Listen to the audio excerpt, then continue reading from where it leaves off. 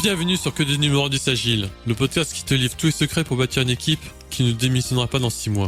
Je suis Christophe et mes invités sont des managers, des coachs, des leaders du monde agile. Avec eux, nous allons décrypter leur parcours, leur réussite et leur passion de bâtir des équipes performantes sans négliger l'humain. Sans plus attendre, place à l'épisode du jour.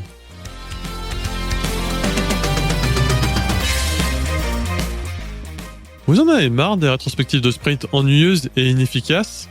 Découvrez Nitro, l'outil de rétrospective en ligne numéro 1 en France.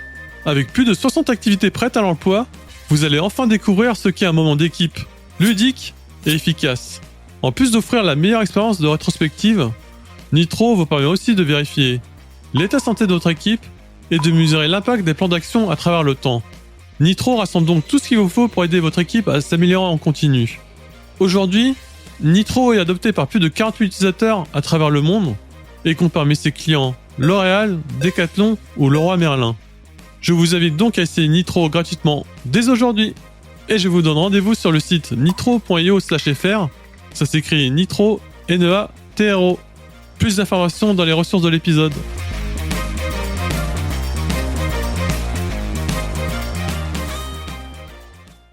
Et donc plus vous avez une définition de la performance qui est clé, et plus en tant que manager ou que coach, vous êtes dans une posture de vous dire d'obséder sur aller chercher le numéro 10 dans chaque personne de votre équipe, plus vous allez avancer vers une bonne équipe qui performe. Il y a un autre pote qui m'a dit, mais Alexis, t'es idiot, il faut pas que tu coaches les grands groupes, parce que tu seras pas pris au sérieux, parce que t'as pas assez de choses. Il faut que tu sois le grand frère des start-upers. Quand je vous vois réussir, ou quand je vous vois péter, quand je vous vois heureux, ça me donne trop d'énergie en fait, tu vois. Et ça me fait trop plaisir, tu vois. Et c'est pas que... ouais, aujourd'hui j'ai fait tant de séries et tout, non. Et ça, je trouve que c'est une approche de malade. De se dire, qu'est-ce que je peux avoir de l'autre, mais je peux juste être dans la relation, et puis on verra plus tard, quoi. Bonjour à tous et à toutes.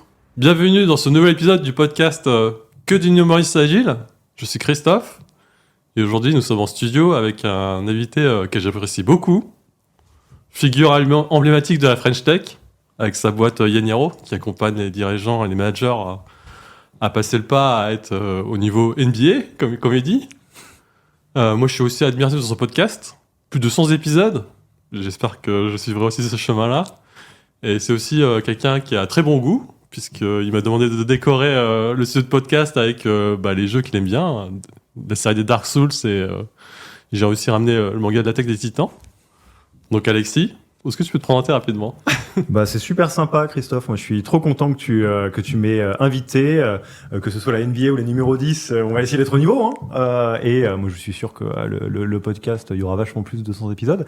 Donc, Alexis, j'ai fondé Yaniro en 2018. Yaniro, c'est une boîte qui effectivement accompagne les startups et les scale-up françaises, donc de la French Tech, sur un sujet qui est assez particulier, qui est faire grandir les gens les plus importants de la boîte. Donc notre métier initial, c'était de faire du coaching de dirigeants pour les fondateurs et fondatrices.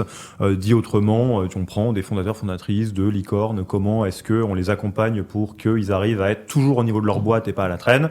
En grandissant, on a élargi ça à l'accompagnement des managers. Même combat, comment on arrive à faire en sorte que les managers grandissent aussi vite que la boîte, si possible sans se faire mal, parce que les boîtes type startup scale-up, quand on passe de 10 à 1000 en 3 ans, c'est quand même pas grand-chose de naturel.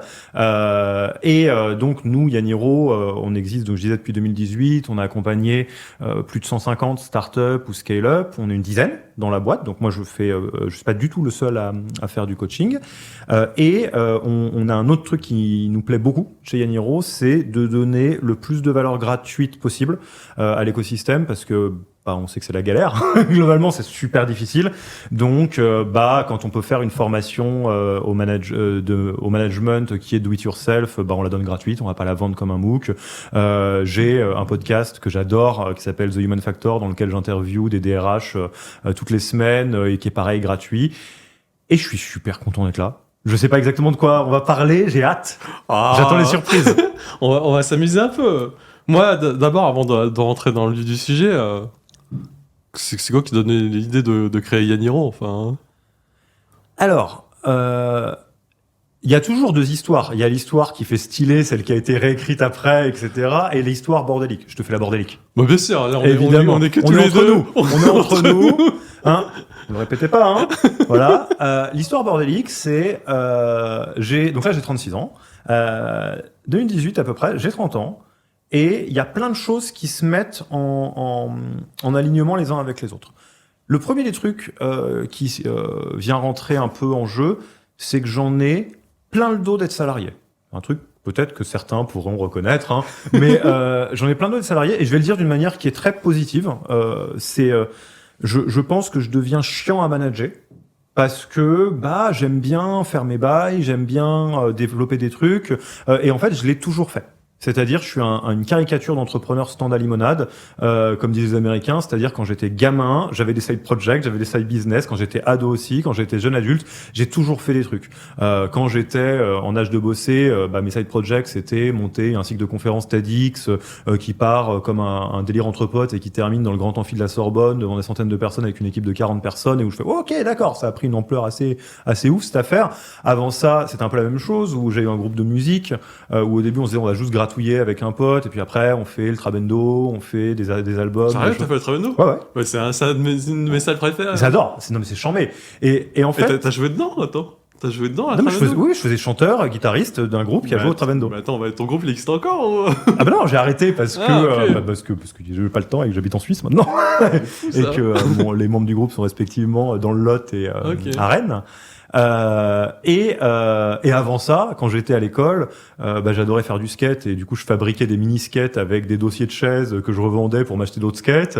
Je faisais des Warhammer pour me financer. Mais si vous savez pas ce que c'est que les Warhammer, c'est des espèces de petits soldats de plomb. Pour les financer, pour en acheter d'autres, j'avais époque avant Internet créé des moules de Warhammer en silicone pour les couler en résine pour faire de la contrefaçon. C'est totalement légal cette affaire-là. Pour les vendre à la récré, pour en acheter d'autres, et je continuais comme ça. Et donc, en fait, mis bout à bout, je disais, mais ça saoule d'avoir des side projects, j'aimerais bien que ce délire un peu entrepreneurial, ce soit mon boulot. Ça, c'est l'élément numéro 1. Élément numéro 2. De formation, je suis psy. 5 ans de psycho à la fac. Là, je peux tout à fait mettre Christophe à l'horizontale pour lui faire parler de son père et de sa mère. On va pas le faire, promis. Mais je peux faire ça.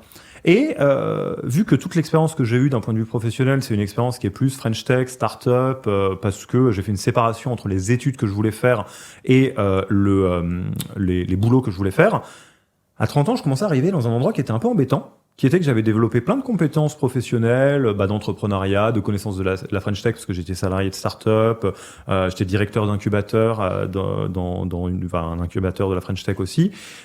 Et en fait, j'avais tous ces trucs-là et mes compétences de psy. La connaissance des sciences humaines, des choses autour de vraiment l'accompagnement, l'aide à la personne, et ces deux ne coexistaient pas du tout.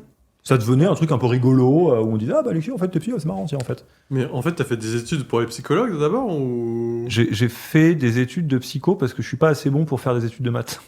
Ok. En fait, quand je suis arrivé en terminale, j'avais un amour énorme pour la logique et les maths. J'avais des très très très bonnes notes en spé maths, donc les trucs il faut redémontrer des théorèmes et choses comme ça, et des notes catastrophiques en maths standard, parce qu'en fait c'était apprendre des trucs par cœur, et j'ai une très mauvaise mémoire, et je déteste bachoter. Je suis un peu un sale gosse, quoi, globalement. Et du coup, j'ai eu mon bac avec 10,00001 de moyenne, absolument pas brillant, et je me suis dit, il va falloir être réaliste, t'adorerais faire maths sup, maths spé, mais t'as pas le niveau, tu vas pas être pris, et ça marchera pas. Donc on va faire le deuxième truc que j'ai envie de faire, à savoir la psycho, parce que j'adore les sciences humaines, comprendre comment les gens fonctionnent, etc. Et je savais en faisant psycho qu'il n'y avait pas de coïncidence directe entre les études que j'allais faire et le boulot que j'allais faire. Vu que j'avais l'habitude un peu entrepreneuriale, je me suis dit, je veux faire psycho parce que je veux faire psycho, et après on verra. Et en fait, quand je suis arrivé à la fin de psycho, les jobs de psychologue sont pas ceux qui m'excitent le plus. Je pense que je serai un horrible thérapeute. Je serais pas bon du tout, je suis trop bavard, globalement, pour faire simple. J'ai fait psycho du travail, mais je serais pas le meilleur RH. D'ailleurs, tous les RH que j'interviewe sont stellaires leur niveau par rapport à ce que je serais capable même d'envisager faire un jour. Et du coup, je me suis dit, fin de la fac, on va faire autre chose. Et en fait, j'ai trouvé une technique de renard pour faire des trucs dans la French Tech en n'ayant rien à voir avec le schmilblick, quoi.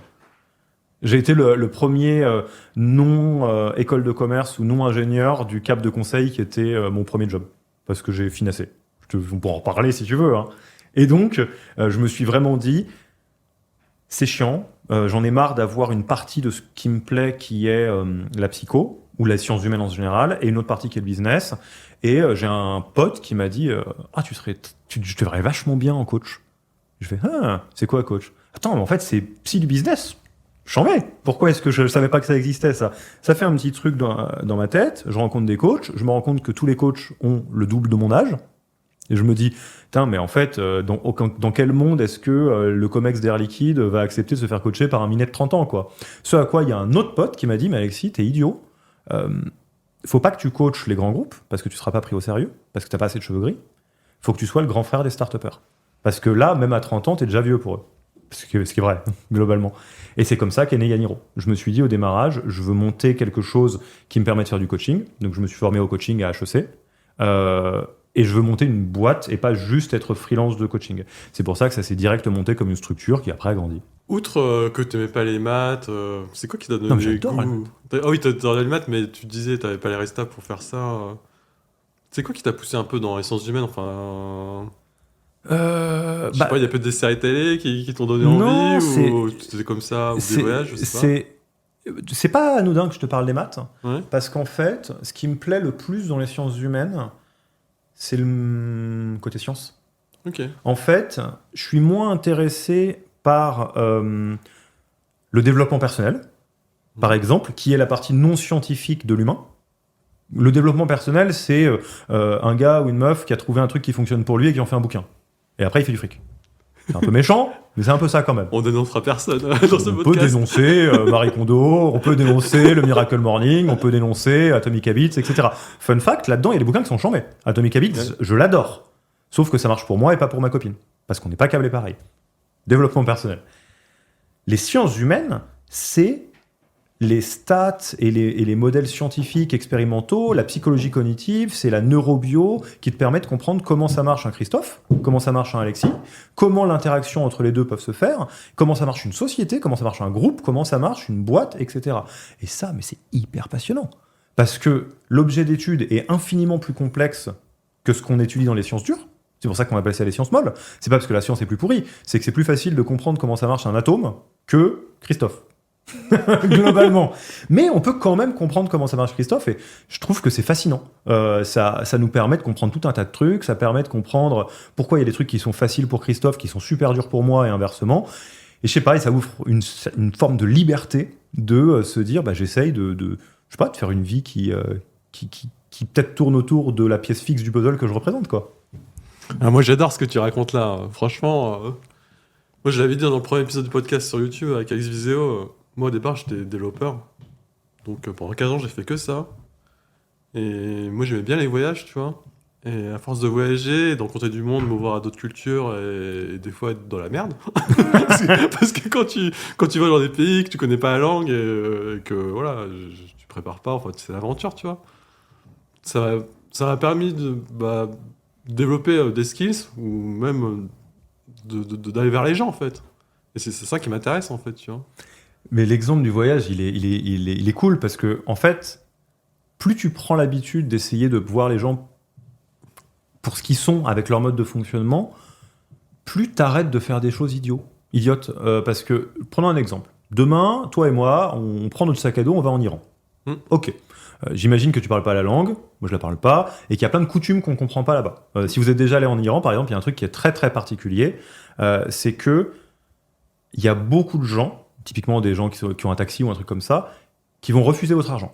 Ils étaient déjà allés en Iran? Oui, je suis allé en Iran. Ah ouais, là, il faut qu'on en parle, là. Parce que ça, c'est dans ma liste. to-do, ouais. Et typiquement, je prends un taxi, Ok. et je vais dire, c'est combien et tout, et le gars, il va vous faire, non, mais t'inquiète, c'est bon, ça me fait plaisir. Et en fait, il y a toute une culture qui est très spécifique, sur laquelle il y a une chorégraphie qui se met en place, dans laquelle tu es censé insister pour payer quand même, parce qu'évidemment, c'est son métier, évidemment que tu dois le payer. Mmh. Et si tu le sais pas, tu fais, trop sympa, le mec. Et tu vas sortir de là en ayant foiré un peu l'interaction culturelle, parce qu'il va sortir de là en se disant, dis donc, tiens, c'est vraiment une pince, quoi. Parce que t'as juste pas compris les règles du jeu de cette culture. Et en fait, ce qui est très marrant, c'est que ce soit sur les cultures ou la langue, la mauvaise manière d'interagir, ça serait de forcer. Par exemple, je vais voir quelqu'un qui parle pas du tout français, je vais lui dire, c'est où l'aéroport? Il va me répondre qu'il comprend pas dans sa langue, soit avec des gestes, soit dans sa langue. Et si j'insiste en lui disant, l'aéroport, je le dis plus fort en articulant, comme si ça allait changer quelque chose. Ça a l'air idiot. Mais en fait, dans la vie, on fait ça tout le temps. Si Christophe est CTO d'une boîte qu'on monte ensemble et qu'il est très à sécuriser sa roadmap, à vouloir faire en sorte que les choses avancent, il connaît tous ses développeurs qui sont au bord du burn-out, donc il se dit il faut qu'on arrive à créer un peu de sécurité, et que moi je suis un CEO un peu volage qui dit « Christophe, j'ai eu un rendez-vous commercial, est-ce que tu peux rajouter ces 70 features à la roadmap ?» Et que tu me dis « Gars, j'ai envie de te tuer ».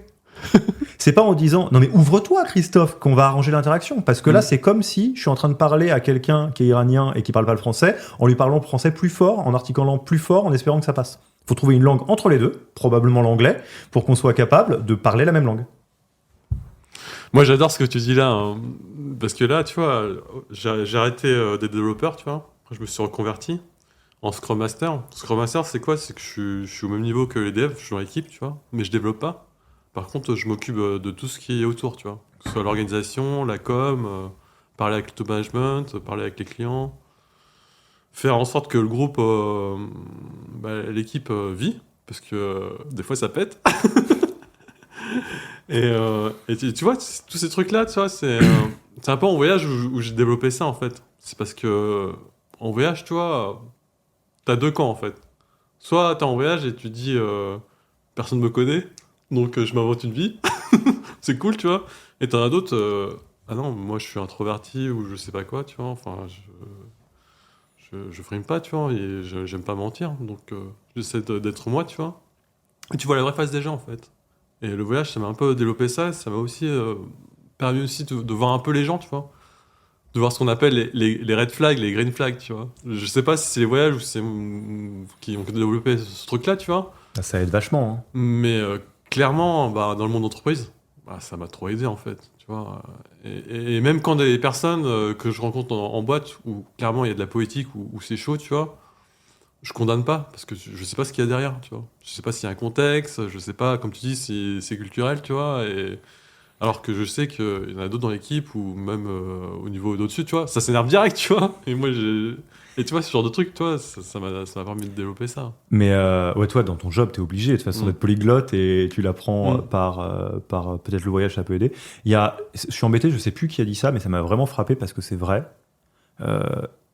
C'est le rapprochement justement de s'ouvrir à quelque chose de différent et comment ça te permet d'être plus compatible.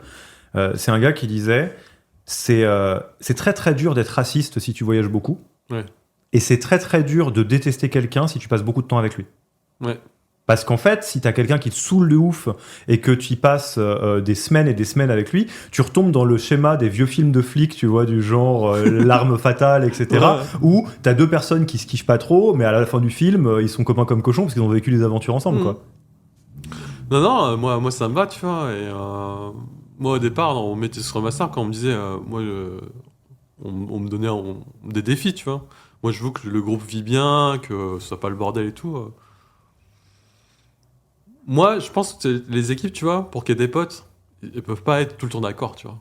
Et c'est obligé d'avoir des frictions, tu vois. Mais pas à se mettre dans la gueule, tu vois, en respectueux, tu vois. Par contre, il faut qu'il y ait des débats, des idées, tu vois.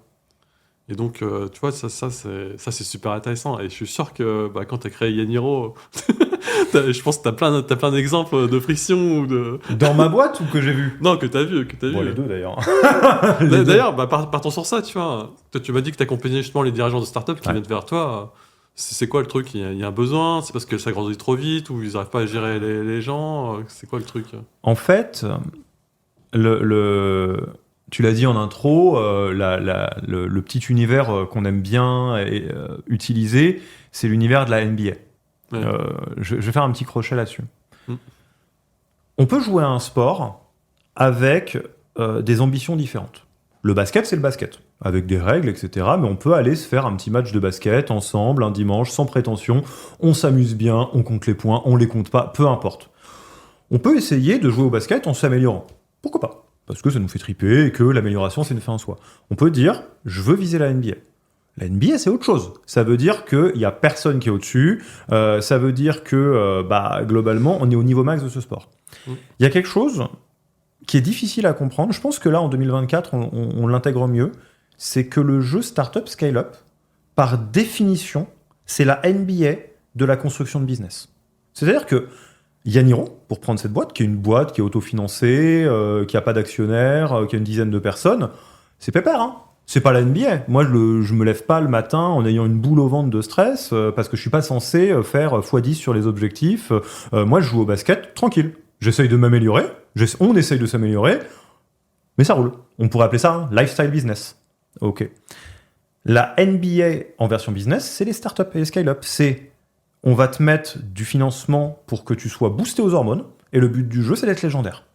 Tu ne fais pas une boîte comme Doctolib, comme Conto, comme Blablacar en te disant « j'espère que ça va le faire ». C'est pas structuré comme ça. C'est structuré pour qu'on mette de la nitroglycérine dans le moteur et que tu pètes les scores ou que tu pètes en vol. L'un ou l'autre, très vite. C'est parce que c'est financé par du capital risque. Et on pourra en parler si tu veux, mais le capital risque fait que ce qu'il y a de très important dans le monde startup, c'est il y a des investisseurs qui ont mis de l'argent et qui espèrent bien un gros multiple à la fin. Donc le but du jeu, c'est pas d'avoir un truc qui marche et d'avoir 30% à la fin de l'année, c'est de faire x100. C'est comme les cryptos, si tu veux, globalement, sinon tu joues pas. Une fois que tu as dit ça, ça veut dire que toi, tu es dans une boîte, quand tu es founder, dans lequel tu sais que tu es en train d'essayer de faire du rodéo de licorne et que ça va très mal se passer. La position par défaut d'une licorne, c'est mort, c'est pas vivant. C'est pas parce que tu vois tout un tas de levées de fonds sur Madines ou sur Welcome to the Jungle que c'est la norme. C'est pas du tout la norme. Ça, si c'est 1%, c'est le bout du monde, tu vois. Et même quand tu arrives à passer les stades, tout est horriblement difficile. C'est-à-dire que tu vas devoir faire tout un tas d'erreurs alors que t'es primo founder, t'as jamais vécu ça, tu vas devoir l'apprendre vitesse, mais vitesse 5G, quoi. Tu découvres que tu vas devoir faire en sorte que ta boîte, elle double, elle triple de taille régulièrement. Tu vas prendre des risques de maboule. Tu vas avoir du fric que tu vas devoir dépenser le plus vite possible. Et juste après, on va te dire, en fait, non, il y a une crise économique, donc maintenant, ça serait bien que tu sois rentable. Quoi? Mais on n'avait pas prévu ça du tout. Oui, mais on n'empêche que c'est ça qu'il faut faire. Et en fait, une fois que tu as dit ça, ça veut dire que c'est normal que ces gens-là, ils aient besoin de coachs, d'athlètes de sport de haut niveau. T'es obligé. Comment tu veux ne pas péter en vol sans ça? Parce que sinon, ce que ça veut dire, c'est que si tu n'es pas toujours un cran plus haut que ta boîte, soit tu la freines, soit tu passes dans la machine à laver et tu te fais broyer. Et ça, on a beaucoup glamourisé les startups, donc on a l'impression que les startups, c'est des boîtes qui sont hyper innovantes, hyper fun, bonne ambi, etc. Ouais, c'est peut-être plus fun qu'une boîte à la défense, ça j'en sais rien, mais c'est invraisemblablement plus hardcore aussi. Et ça, tout le monde n'a pas forcément envie de jouer à ce jeu-là, et ceux et celles qui ont envie de jouer à ce jeu-là, toute l'aide qu'ils peuvent avoir, elle est bienvenue, hein, parce que ça devient un jeu NBA qui est comment on te pousse à l'extrême limite sans que tu te blesses, parce que si tu te blesses, tu feras pas le championnat. Et le jeu startup, c'est celui-là. Et pour ça, il faut des coachs. Ouais, moi j'aime bien ce que tu dis là, parce que si tu veux progresser, tu vois, moi je suis comme toi, je coach l'équipe, toi aussi t'es coach. Pour progresser, j'ai besoin d'être coaché, tu vois. Obligé. Et toutes les personnes, justement, ces founders que tu accompagnes, tu vas pas leur apprendre à faire leur boulot, tu vois, ils le savent, tu vois. Par contre, toi et moi, surtout toi, tu vois, t'as passé beaucoup de temps à faire de la com et de la psychologie dans l'humain, tu vois. Et tu sais qu'à un moment donné, tu vois, il y a des blocages, tu vois. Il y a des blocages et des fois, ces personnes-là, tu vois, elles le voient pas. Elles le voient pas parce que, comme tu dis, ils sont la tête dans le guidon, ils ont des objectifs de fou à atteindre, tu vois, et ça, c'est chaud. Et justement, comment tu accompagnes ces gens-là Comment ça se passe Comment ça se passe une séance de coaching avec Alex? C'est hyper anti-spectaculaire. Mais en fait, je réfléchissais à ce que tu dis parce que c'est juste... y a un truc qui est drôle dans le coaching, c'est que t'as pas besoin d'être meilleur que Michael Jordan pour coacher Michael Jordan. C'est pas à ça que ça sert un coach. Le coach, c'est pas un mentor, c'est pas quelqu'un qui est censé t'amener aussi loin que lui. C'est quelqu'un qui est capable de trouver les bonnes configurations pour que tu te dépasses. Et ça, c'est tout le cas de ton équipe. T'as pas besoin d'être meilleur que tous les membres de ton équipe. Ça sert à rien. C'est pas ça. T'as besoin d'être capable de les amener à leur maximum potentiel. Et en fait, on fait ça par une triple asymétrie de position. Je m'explique. La première asymétrie, c'est que eux, ils sont dans le système et moi, je suis dehors. C'est aussi con que ça. Et ça, tu vois très bien ce que ça veut dire. On a un bénéfice de ma boule à être en dehors du système. Mon coach ou mon psy, des fois, il spot des trucs où je fais « Non mais c'est d'une évidence. » Oui, mais je suis dedans. Bien sûr. Comment tu veux que je fasse autrement? Donc, ça, c'est la première asymétrie. Quelqu'un qui n'est pas dans le système voit des choses que les gens dans le système ne voient pas systématiquement. Et c'est ce qui fait que si demain, vous avez une maxi-épiphanie, chez le psy ou tout seul, ça peut arriver, normalement, si vous en parlez à votre famille, à vos potes, tout le monde le sait déjà.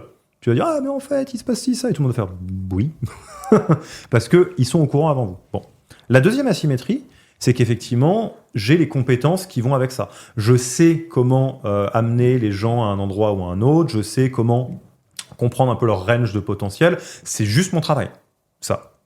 Et la troisième asymétrie, c'est que des situations qui sont la pire journée de leur vie, moi, c'est ce que je fais du lundi au vendredi avec tous les gens. Je le vis pas, personnellement. Mais je suis comme un pharmacien qui a quelqu'un qui vient voir... je suis comme un pharmacien où il y a quelqu'un qui vient le voir en disant « Je sais pas ce qui se passe, je me sens tellement mal, j'ai de la fièvre, j'ai la gorge qui gratte, est-ce que c'est grave et tout ?» Non, vous avez un rhume, c'est l'hiver. Normal. Et en fait, tous les coachings que j'ai démarrent plus ou moins comme ça. C'est je vais avoir un coaché qui va me dire, un dirigeant, un CEO de start-up, ah là là, en fait, je sais pas comment déléguer parce que je suis hyper contrôlant et ça tourne en boucle et tout. Ok, est-ce qu'ils sont forts les gens dans ton équipe ou pas? Bah, je sais pas trop. Qu'est-ce que tu veux dire? Est-ce que si tu savais comment leur déléguer, tu serais confiant sur le fait qu'ils peuvent le faire vachement mieux que toi? Non. Bon, bah ça veut pas dire que t'as un problème pour déléguer, ça veut dire que t'as pas des gens au niveau. Comment on les amène au niveau? Ah, mais j'avais jamais réfléchi au fait que pour déléguer, fallait que les gens puissent le faire aussi bien que je l'aurais fait. Si, bien sûr que si. Et ça, eux, ils peuvent pas le voir, moi je le connais. Pareil, et vu qu'on a accompagné des boîtes de 3 personnes et des boîtes de 1000 personnes, il y a une partie des trucs sur les chemins, je les connais. Et je peux juste les mettre dans l'équation pour voir un peu à quoi ça peut ressembler. Et du coup, en général, ce qui va se passer, c'est demain on commence un coaching, on va se voir 1h30 toutes les 2-3 semaines pendant quelques mois. Donc ça va durer, je sais pas, 6-8 sessions, un truc comme ça. Et au bout de ces 8 sessions, le but du jeu, c'est, pour prendre une métaphore de coaching sportif, que tu sois capable d'atteindre ton objectif. Tu vas arriver en me disant, moi j'aimerais faire un marathon en moins de 3h30. Ok, c'est ça qu'on met sur une petite croix. Moi je vais fixer que normalement en 6 sessions, on devrait être capable de faire ça. Et dans les sessions, on va bosser spécifiquement là-dessus. Dans certains cas de figure, ça va être du partage de routine. Dans certains cas de figure, ça va être de l'introspection. Dans certains cas de figure, je vais te filer des exos à faire dans la vraie vie qu'on va débriefer ensuite. Et c'est toujours 100% sur mesure. Et c'est aussi simple que ça. Moi, tu vois, pour que les gens progressent, j'ai pas trouvé mieux que les conversations difficiles. Pourquoi? Parce que t'es devenu entrepreneur pour une raison, tu l'as dit tout à l'heure, hein, parce que t'aimes pas être dans une case, t'as envie de... Et tu vois, quand t'es dans une entreprise, plus elle est grosse, plus comment dire, les langues, comment dire, non, c'est pas ça que je veux dire. Les gens, ils ont pas la liberté de parole, en fait. Ouais. Ils ont pas la psychologie justement pour dire quand ça va pas ou quand il y a besoin de demander de l'aide, tu vois. Et ça, c'est super dur. Est-ce que justement, t'es tombé sur des managers ou des dirigeants où clairement... il avait perdu un peu la main sur son équipe parce que problème de com ou... Ouais, oui. Le framework de conversation difficile, il est important parce que il y a un fondateur que j'aime beaucoup, Benoît Vostenka, qui a cofondé Bonne Gueule avec Geoffrey Bruyère, qui a dit à un moment donné, l'entrepreneuriat, c'est l'exercice ultime de développement personnel. Je suis un peu d'accord avec ça. Intéressant. C'est pas mal, hein. Je suis un peu d'accord avec ça parce que, en fait, on se rend compte qu'il y a des trucs qui sont des épreuves immenses dans la vie quotidienne qui, si tu souhaites entreprendre, deviennent des choses, entre guillemets, qui tombent dans ton spectre de responsabilité ou dans ton scope de responsabilité. Les conversations difficiles en font partie. Faites un test chez vous. Prenez une feuille, prenez de quoi écrire et réfléchissez à 4 ou 5 conversations que vous êtes en train d'éviter. 4 ou 5 sujets que vous êtes en train d'éviter. Avec votre mère, avec votre père, avec votre conjoint, conjointe, avec vos collègues, avec des choses comme ça. Il y en a. Je vous en donnais une liste non officielle. Ce collègue qui est une chèvre absolue, mais qui est très sensible. Où vous vous dites, je peux lui dire que c'est une chèvre et qu'il faut qu'il se mette au niveau. Mais par contre, il va complètement péter un plomb et il va fondre en larmes. Votre compagne ou votre compagnon qui vous saoule à mâcher la bouche ouverte. Mais il y en a plein des trucs comme ça. Et la position par défaut, dans la vie quotidienne de ce genre de truc, je vais le dire, c'est brutal, hein, c'est la lâcheté. On va laisser le truc traîner parce qu'on va se dire que c'est trop dur d'affronter une conversation difficile, et donc on va préférer porter le poids d'un truc médiocre ou très grave pendant très longtemps, plutôt que une conversation difficile. Je n'ai aucun jugement dans ce que je dis, c'est la position par défaut, c'est ma position par défaut, la lâcheté. Quand on est entrepreneur, c'est signer l'arrêt de mort de sa boîte. Ne laisser traîner les conversations difficiles. Parce que ce que ça veut dire, c'est qu'il y a quelqu'un que vous n'auriez pas dû recruter, que vous recrutez, qui est nul, qui reste, et au moment de la fin de la période d'essai, vous vous dites on la valide, peut-être que ça s'améliorera et tout. Énorme connerie. Ça s'améliorera pas, ça sera pire. Il y a votre associé avec qui ça se passe hyper mal. Il y a ce client qui est en train de vous tenir complètement sous son emprise, à qui vous devez dire qu'on arrête de bosser ensemble. Il y a toutes ces conversations. Et effectivement, être entrepreneur, ou en tout cas sur le jeu de NBA Startup, c'est une obligation, veut dire apprendre à réduire le temps entre le moment où on se rend compte qu'on a une conversation difficile qu'on doit avoir et l'avoir. Et donc, ça veut dire aussi devenir fort en conversation difficile. Ça fait pas plaisir. Hein. Non, mais après, tu le sais comme moi, tu vois, dans mon entreprise, tu vois, il y a forcément des moments où tu es obligé de dire les choses, tu vois. Prenons l'exemple. Si par exemple, tu as quelqu'un qui sous-performe, comment tu lui adresses sans rentrer dans le triangle de Cartman? Ouais. Le triangle de Cartman, je rappelle, c'est les trois rôles, tu vois. T'as le sauveur, t'as le bourreau et t'as la victime. Alors ça, c'est une question en deux bandes.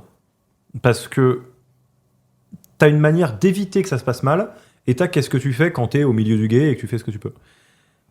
Moi, une technique que j'aime bien, que je recommande, qui n'empêche pas que ça va être affreux, hein, mais au moins ça va être affreux pendant un temps court, c'est faites l'exercice de vous demander c'est quoi les conversations que vous évitez. Là-dedans, admettons, on va prendre ton exemple, il y a une personne qui n'est pas au niveau. Je vais essayer de voir si j'en ai une qui correspond à moi. Je crois que j'en ai une il n'y a pas longtemps. Voilà, j'ai eu un prestat qui n'était pas au niveau. C'est pas quelqu'un de l'équipe, mais c'est un prestat avec qui, voilà. Et j'étais vraiment en train de me miner, en train de me dire ah là là, mais il est pas au niveau. Je sais que c'est en phase d'onboarding, mais c'est trop bizarre et ça nous donne un coup d'opportunité de bosser avec lui plutôt qu'un autre. Et donc ça veut dire que je vais devoir en trouver un autre. Bref, ça saoule. Première chose, c'est je me dis allez, on arrache le sparadrap, je vais parler à ce mec-là. Donc là, voilà, je me le suis mis, je verse une petite larme en me disant que ça va être affreux et on va y aller. Bon. Deuxième étape, je fais un brain dump de ce qui tourne dans ma tête et qui m'empêche de dormir. Donc là, je vais mettre en vrac tout ce que j'ai en tête à propos de cette situation, que ce soit juste ou pas. Spoiler alert, c'est pas juste, en général. En tout cas, c'est bordélique. Et après, de ce truc-là, j'essaye de raffiner le truc jusqu'à ce que ça ressemble à un tweet. Je peux pas te dire mieux, ou un post LinkedIn. Je le raffine, et après, ça donne telle personne s'était engagée à faire ça, on l'a échangé par écrit, elle ne l'a pas fait, et il y a un coup d'opportunité trop fort à laisser trop de temps se dérouler pour voir si la personne va faire ses engagements. Et ça, je book un rendez-vous le plus tôt possible et je lui dis exactement ça. J'ai ma petite phrase avant la visio, je fais ok, je vais l'appeler Ludovic, ça s'appelle pas Ludovic. Ludovic, tu m'avais dit que l'engagement du contrat c'était X. Tu n'as pas fourni X, on s'était donné une période de temps pour tester, on a dépassé cette période, je peux pas continuer plus longtemps parce que ça veut dire que non seulement tu délivres pas ce que tu es censé délivrer, mais en plus, pendant ce temps, je bosse pas avec quelqu'un qui est capable de délivrer le truc, #coup d'opportunité. Qu'est-ce que t'en penses de ce truc-là ? Non, bah justement, on échappe au triangle de Cartman avec ça, tu vois. Mais en fait, c'est comme je fais avec mes clients, tu vois. Il y a toujours une co-construction, en fait. Il n'y a pas le sachant ou l'apprenant, tu vois, ou fais ça parce que c'est le mieux à faire, tu vois. Il faut en discuter, il faut avoir la conversation justement difficile et se mettre d'accord, tu vois, sur des objectifs, mais en commun, tu vois. Et moi, ce que j'aime bien dans les équipes que j'accompagne, tu vois, c'est que elles se définissent elles-mêmes les règles qu'ils ont définies. Parce que quand elles les définissent elles-mêmes, tu vois, ils sont, comment dire, accountable, tu vois, enfin, si ça marche, beau gosse, tu vois, tout le monde est fier, tout le monde est content de nous, on est fier d'avoir bossé comme ça parce qu'on a mis nos règles, c'est super, tu vois. Et quand ça marche pas, parce que des fois ça marche pas, tu vois, ok, bah là on a merdé, c'est pas la faute d'un tel ou un tel, on a émis ces règles-là, et là, je pense que ça marche pas, il faut changer, tu vois. Et ça, c'est un très bon point que tu soulèves, qui fait la connexion avec ce que je voulais dire sur comment on évite. Parce que ça, c'est typiquement un cas de figure dans laquelle on va essayer de sauver les meubles. Ouais. En fait, tu as tout à fait raison. On peut être dans une co-construction très forte, très tôt, qui permet d'éviter cette situation. Je reprends mon petit framework de sport de haut niveau. Il y a un documentaire, si vous ne l'avez pas vu, regardez-le, sur Netflix, qui s'appelle Cheer. C'est sur le cheerleading. Donc c'est ce que vous imaginez, des pom-pom girls et des pom-pom boys qui virevoltent comme pas possible, mais à un haut niveau. C'est ma boule en termes de performance physique. Le niveau d'exigence est insane. Et c'est 2 saisons sur les coulisses de la meilleure équipe des États-Unis de cheerleading. Qu'est-ce qu'on comprend là-dedans ? Ce qu'on comprend, comme tu le disais Christophe, c'est que tout va dépendre du framework de performance qu'on fixe en amont. Si on s'est fait un deal de dire nous sommes une équipe de haut niveau, le but du jeu c'est d'être les meilleurs des meilleurs des meilleurs des meilleurs, tu es obligé de faire 2 trucs pour que ça marche. Tu es obligé d'avoir un esprit d'équipe extrêmement aiguisé. Tu peux pas avoir de cow-boy. C'est pour ça que des fois, tu as des sportifs de haut niveau qui sont très forts individuellement, mais qui sont ingérables et que dans les mercatos, tu peux pas les mettre dans une équipe parce qu'ils valent pas leur pesant de cacahuètes, globalement. Tu parles de Mbappé ? Je ne parle de rien du tout. Je rigole, hein. Je ne me permettrai pas. Et tu dois être super fort. Toi, tu dois être au niveau de l'équipe. Parce que sinon, on n'atteint pas les objectifs. Et c'est là où, en fait, tu sors d'un framework. C'est, reprenons mon exemple, ou ton exemple, de n'importe quelle équipe, et où vous vous dites, on va être à un niveau insane élevé. Ok. Premier niveau, définir ce que ça veut dire insane élevé au niveau de l'équipe. Champions League, on est censé gagner le match, marquer plus de buts que l'adversaire. Je peux pas te dire de plus simple. Deuxième niveau, qu'est-ce que ça veut dire pour chaque personne dans l'équipe ? Toi, t'es au cage, arrête des balles. Je peux pas te dire mieux. Et là, une fois que tout est hyper clair, tu rentres dans l'autonomie de chacun, les compétences de chacun et le travail du coach, qui est potentiellement le manager, de se dire comment je mets que des numéros 10 dans ma team. Et pour avoir des numéros 10, il faut les développer, il faut aller chercher le potentiel de numéro 10 de chacun. C'est pas juste t'achètes un numéro 10 et puis il se débrouille. C'est pas comme ça que ça marche. Et du coup, c'est là où tu tombes sur un truc qui est fantastique, qu'on voit dans Cheer, c'est pour ça que je vous parlais de ça. Si la définition de la performance est hyper claire, que la dynamique de l'équipe et du collectif est hyper saine, et que tout le monde est en train de se soutenir, et que le coach est dans une position où on sait c'est quoi le niveau de performance attendu, et je vais tout faire pour t'amener à être le numéro 10 qui est en toi, quand les gens sont en sous-perf, ils sont juste déçus. Mais ils vont pas se dire « Ouais, mais c'est pas de ma faute, etc. » Gros, t'es au cage, t'arrêtes pas de balle. Je peux pas te garder dans l'équipe. C'est dégueulasse qu'on fasse perdre tout le monde juste parce que tout le monde se donne à 100% et que toi, t'es pas au niveau. Et dans Cheer, c'est exactement ça. Il y a des gens qui qui sont sur le banc de touche et qui ne deviennent pas membres titulaires de l'équipe de cheerleading. Et ils en veulent ni au coach ni aux membres de l'équipe. Ils se disent, ça me dévaste de pas être au niveau de la NBA, mais je comprends pourquoi, quoi. Et donc, plus vous avez une définition de la performance qui est clé, et plus, en tant que manager ou que coach, vous êtes dans une posture de vous dire, d'obséder sur aller chercher le numéro 10 dans chaque personne de votre équipe, plus vous allez avancer vers une bonne équipe qui performe. Non, ça c'est sûr. Parce que de toute façon, toi, t'as un podcast RH. Allons sur ça, tu vois. Tu peux pas recruter que des superstars qui arrivent et le mouton à 10 000 pattes. Enfin, c'est pas possible, tu vois. T'es obligé, déjà, t'as une entreprise ou une équipe, tu vois, qui est déjà là, tu vois. Donc, quand t'es nouveau, il faut que ça matche. Et si, par exemple, t'es une diva, tiens, prenons l'exemple de la diva, tu vois. Si t'es une diva et que t'arrives, mais diva dans le sens où t'es trop fort, tu vois, au niveau compétences et tout. Par contre, si ça colle pas avec l'état d'esprit de l'équipe, tu vois, ça pourra pas marcher, enfin. Ça, c'est l'exemple Mbappé. En l'occurrence. Mais moi, je pense qu'au Real Madrid, il marchera. Mais ça dépend du cas, en fait. Je n'ai pas d'avis. Mais prenons cet exemple-là. Les gens vont faire des shorts, on va se faire défoncer. C'est pas grave. C'est pas très grave. Moi, en tant que supporter de Marseille, je suis à l'aise de parler d'Mbappé. C'est pas très grave. Non, mais Mbappé, tu vois, au PSG, ok, c'est la diva. Par contre, le gars, il fait le taf. Il n'y a pas de souci, tu vois. C'est une question de contexte. C'est une question de contexte, en fait. Les divas sont la meilleure manière de mettre un manager ou une manager en burn-out. Je peux pas te dire mieux que ça. C'est des situations, moi je te jure, ça me rend malade. Parce que moi je vois des managers toute la journée, et l'image générale, c'est ouin pauvre salarié et membre d'équipe, méchant manager. Mais réveillez-vous. Vous êtes dans une équipe, vous managez une équipe, vous avez une diva. C'est quoi une diva ? C'est quelqu'un qui est super fort, alors des fois même pas, mais bon, on va dire qu'il est super fort, et qui est invivable. Le cas que je vois de plus en plus dans les startups, c'est le petit génie de l'IA, parce qu'on s'est dit ça serait bien de faire de l'IA, donc on a pris un profil un peu recherche, parce qu'on a eu un peu de crédit impôt recherche, donc on a eu genre 500 000 balles de crédit impôt recherche, ça tombe bien, et puis on sait pas trop quoi en faire. Cette personne sait qu'elle est indispensable parce qu'elle connaît le crédit impôt recherche et elle sait que la boîte rely sur l'IA, et est insupportable. Elle ne fit avec personne, elle est arrogante, des fois elle vient pas à l'heure, elle vient pas et tout. J'ai déjà eu quelqu'un dans les équipes qui était vraiment juste insultant avec les autres membres de l'équipe, qui disait écoutez, revenez me voir quand vous aurez 162 QI, quoi. C'est des vrais trucs. Et toi, t'es là, t'es manager, et tes boss ou ta RH t'a dit tu sais, Ludovic, je garde Ludovic, en fait, on peut pas trop le virer, donc tu sais ce qui serait une vraie preuve du fait que t'es un bon manager, ça serait que tu arrives à l'embarquer, à faire preuve de collaboration avec le reste de l'équipe. Ça, c'est une situation managériale, échec et mat. Vous êtes foutus. Vous êtes foutus. Vous ne vous en sortirez pas.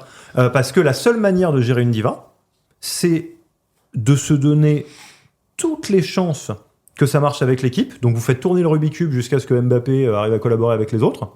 Et si Mbappé ne collabore pas avec les autres et que vous avez tout essayé, eh ben on arrête là. On va pas plomber toute l'équipe pour ça, quoi. Tout simplement. Non, mais là, on revient encore dans les conversations difficiles, tu vois. Et alors là, les conversations difficiles, hardcore, parce que c'est avec Mbappé, avec votre RH, etc. Il y a aussi le fait de franchir un cap. Dans le sens, là, il faut du courage. Et ça, moi, en entreprise, tu vois, les situations chaudes que j'ai vues, tu vois, pratiquement, tu vois, problème de com, déjà. Et après, manque de courage de prendre la décision, en fait. Bah ouais, mais bon, le courage managérial, ça se mange pas en sandwich. non, c'est super chaud, tu vois, même pour moi, tu vois. Mais ouais, bah justement, comment t'accompagnes justement ces personnes-là à prendre la décision courageuse, en fait, pour le bien de la boîte et de l'équipe? En fait, t'as deux niveaux à ça. Et ça, c'est un truc qui marche pour tout. J'y pense, j'ai un petit cadeau pour tes auditeurs et les gens qui nous regardent. En fait, ce qui va vous sauver en gestion d'équipe, c'est deux trucs. Le premier, c'est de comprendre que le management, ce n'est qu'une question de chorégraphie pour répondre à des situations données. C'est tout. Il y a un truc qui est très très bizarre, c'est que le management, c'est un métier qui est extrêmement relationnel, mais que si vous appliquez les réflexes relationnels que vous avez de la vraie vie au management, vous êtes foutu. C'est-à-dire que tous les réflexes que vous avez sont mauvais. Les réflexes, mais moi aussi, encore une fois, c'est des réflexes de pas dire les trucs parce qu'on veut pas se fâcher, c'est des réflexes de... On a toujours fait comme ça. On a toujours fait comme ça, des réflexes de « Ah, mais tiens, Ludovic, il est sympa quand même et tout. » Ok, bon. Et en fait, toutes les stratégies managériales qui vous permettent d'être un bon manager pour les résultats et pour l'équipe, c'est ça qui est incroyable. C'est que en allant à contre-courant de ce que vous aviez en tête, vous allez être un bien meilleur manager, beaucoup plus aimé par votre équipe. Ce n'est que des chorégraphies antinaturelles comme pas possible. Ça va être, ok, là, Ludovic est en sous-performance, ça veut dire que je dois faire du feedback. Je choisis la chorégraphie du Radical Candor, qui est un feedback particulier, qui est antinaturel, qui est super chiant. Comme une chorégraphie, la première fois que vous le faites, vous ressemblez à un idiot. C'est normal. Tu peux détailler, c'est quoi le Radical Candor ? Ouais.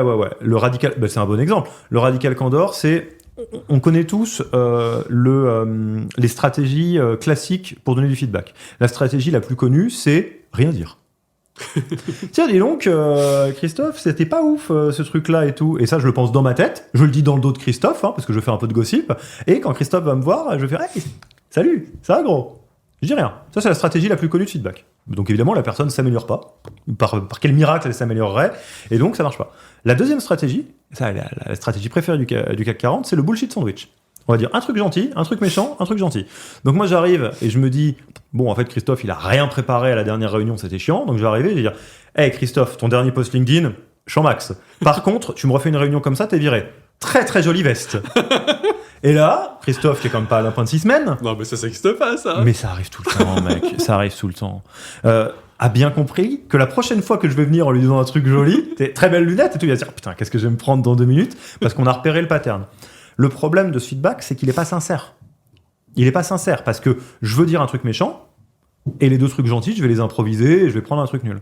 Le feedback radical candor, c'est une chorégraphie qui est antinaturelle au possible, qui consiste à faire 2 trucs en même temps dans son feedback. C'est dire la vérité et le dire avec du care. C'est quoi la vérité, c'est quoi le care? La vérité, c'est un axe où vous êtes tout à droite si vous dites exactement à la personne ce que vous diriez dans son dos. Vous avez envie de dire, j'ai envie de dire à Christophe qu'il parle pas bien anglais, faut que je lui dise, tu parles pas bien anglais. Ok. Si je lui dis, hey, le podcast qu'on a fait en anglais, t'en as pensé quoi? T'étais à l'aise et tout? Ah bah si t'es à l'aise, c'est l'essentiel.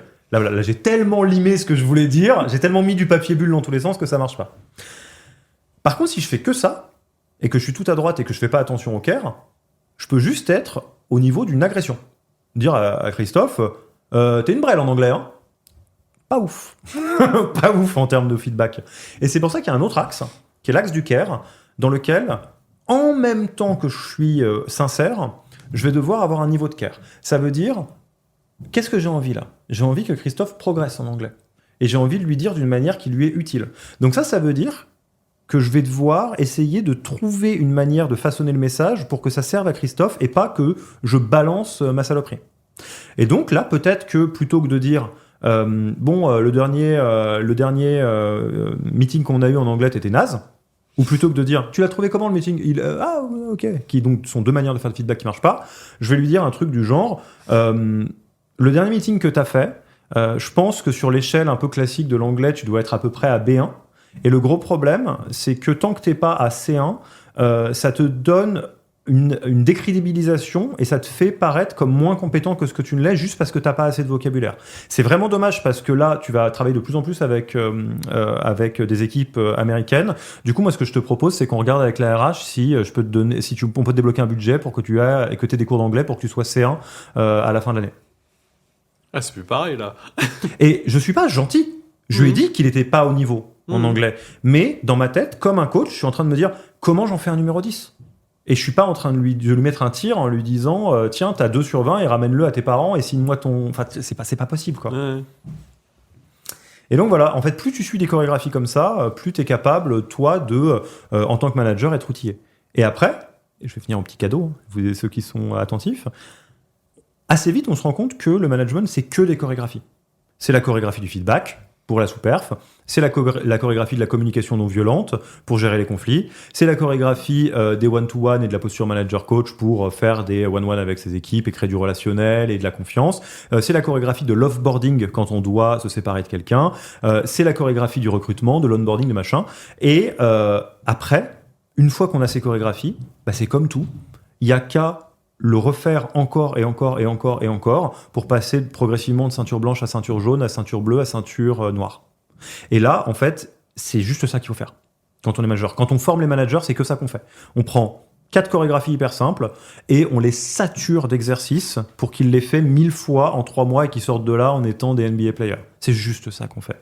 Et donc, le petit cadeau que je vous propose, si vous n'avez pas envie de travailler avec nous dans la formation, que c'est pas le moment, que vous n'avez pas le budget ou quoi que ce soit, vous regardez dans les liens dans la description de l'épisode, je vous donne une page avec toutes les chorégraphies qui existent pour manager en version do-it-yourself, bonus gratos. Donc, c'est-à-dire, vous avez 9 heures de cours vidéo sur comment on fait du feedback radical candor, comment on fait de l'onboarding, comment on recrute, comment on fait de l'offboarding, la même en version podcast et la même en version Notion. Donc, moi, la chorégraphie, elle est open source. Ouais, je l'ai vu, je crois. Je l'ai vu passer parce que j'ai assisté à plusieurs de tes conférences. C'est massif. Hein. C'est le mieux qu'on puisse faire. Et le pire, c'est que tu le files gratuitement en plus. Ouais. Bon, je peux t'expliquer pourquoi, hein, mais. Bah vas-y. Il y a un truc de valeur et de karma peut-être, et il y a un truc de stratégie business. On peut parler de stratégie business, c'est des trucs dont je parle jamais. vu que je parle plutôt RH ou management. Donc, pour remettre un peu le truc, on a créé l'outil qu'on considère être le meilleur pour s'auto-former au management ou former ses managers pour qu'ils deviennent des meilleurs managers. C'est massif, ça nous a pris un temps débile à faire parce que c'est 9 heures de cours vidéo, 9 heures de cours podcast, du Notion, etc.